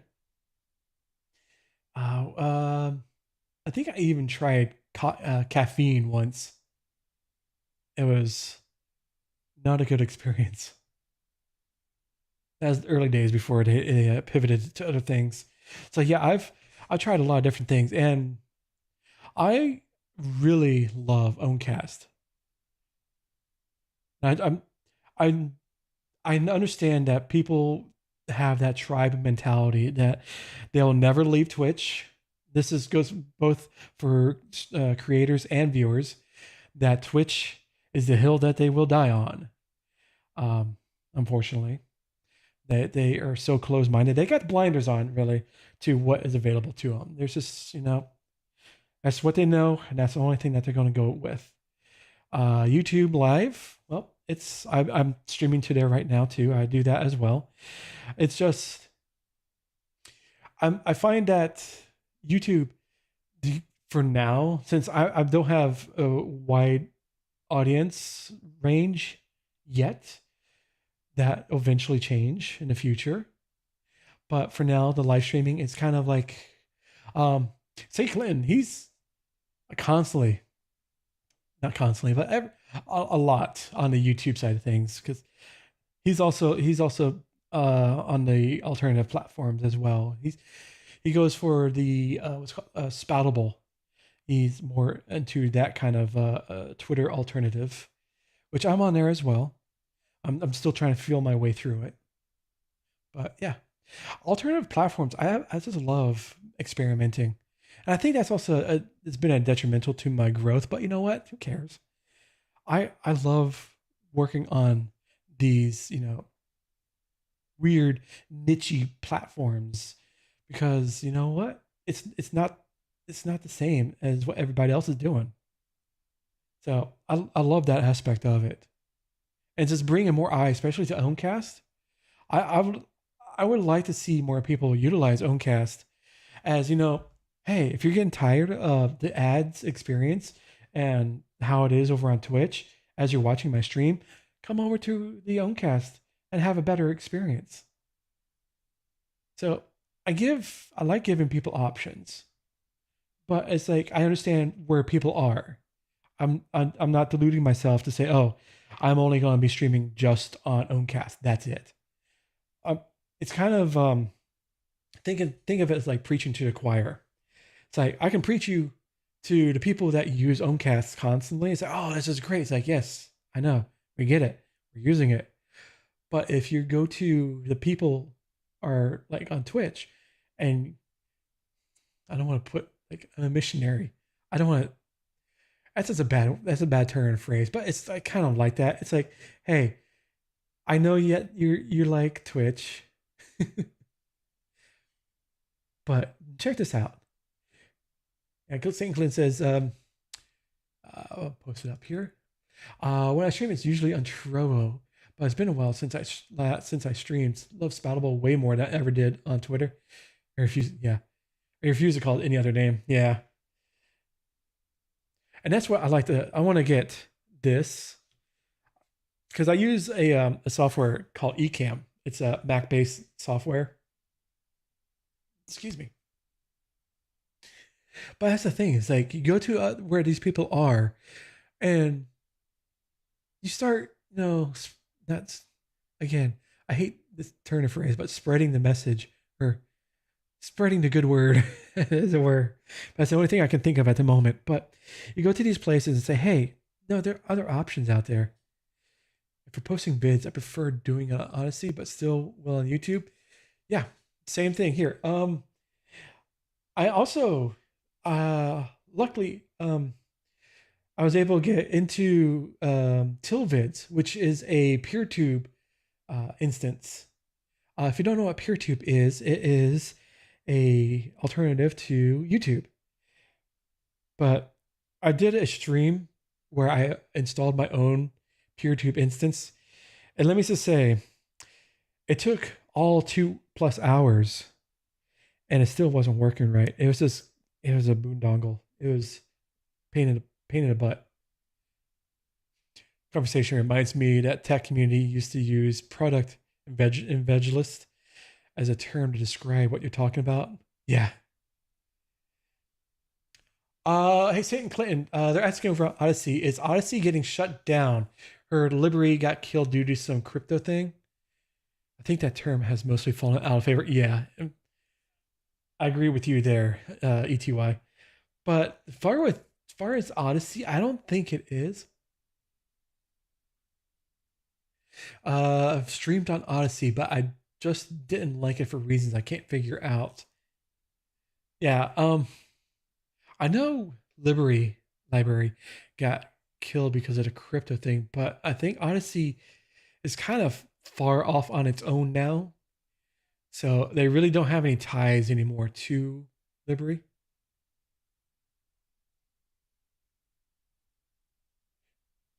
Yeah, I agree with you. It's all news about being shut down earlier. Makes sense. If you want to spread awareness, you need to go where the people are. That's why FOSS advocates use YouTube. Yeah, and it's a tool. Think of it as a tool in your toolbox.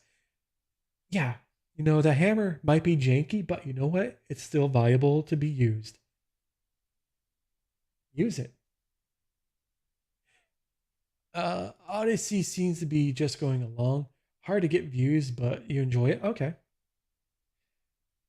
Yeah, I think I have an account on Odyssey as well. You can probably search it up. I haven't done much with it. I even have an account on Vimeo, of all places. And Vimeo is actually, I think Vimeo is better than YouTube. Oof, that paywall. I think it's what, $75 a month? And I don't think you even get unlimited uploads, storage. I think that's just the starting. You don't even get live streaming on it. That's another tier above the beginning, or the first tier. But I think it's $75 a month, because the free version, you get 2 video uploads a month, for a total of 25 videos a year. A year or total? I think it's per year. I think, yeah, it's per year or total. I don't know.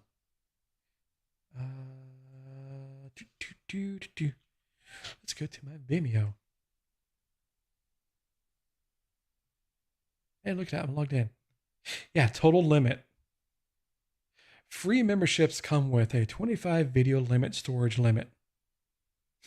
So you can only do 25 videos entirely on Vimeo for the free tier. Man, that, this video aged well. Blemish is no longer around.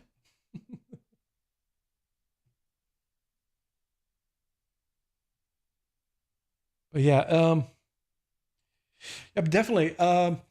What I'm going to do is start wrapping it up here. We're already past the 2 hour mark. Yeah, we use Vimeo for day job, but I couldn't imagine using it for streaming. I mean, when I looked at it, it looks very capable. It looks like there you get a lot of options.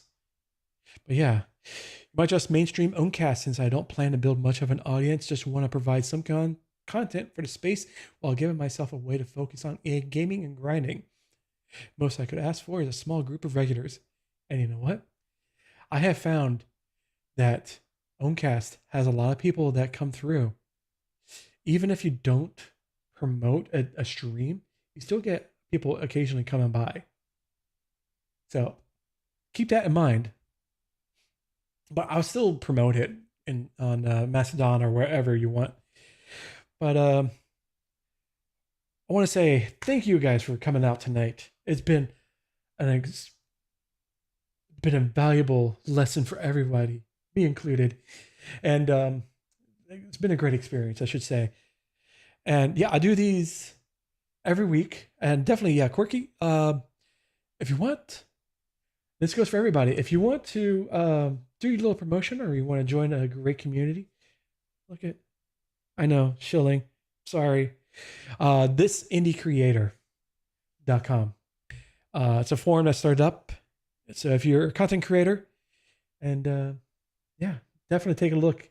Now, again, also have my blog posts on IndieCreatorHub.com and TheIndieBasement.com for all my gaming related stuff.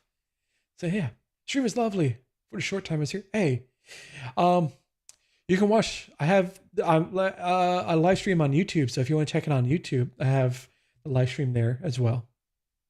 But it's Indie Creator Hub over as on YouTube. So you can watch a stream, or if you want, I'll be posting this edited. Like I said, the next edited episode is up on next week. But definitely look forward to your stream, your Owncast instance there, Corky. Let us know when you get that set up and ready to go. Definitely check it out. But thank you for everybody else coming out and enjoying the stream. But yeah, I'll do these again every Tuesday, 9 p.m. Oh. And of course, right time for Christmas. I don't know why I still got that in there, but hey, whatever. One thing that I've noticed are the number of influencers who have run back to Twitter when they saw that they're, yeah.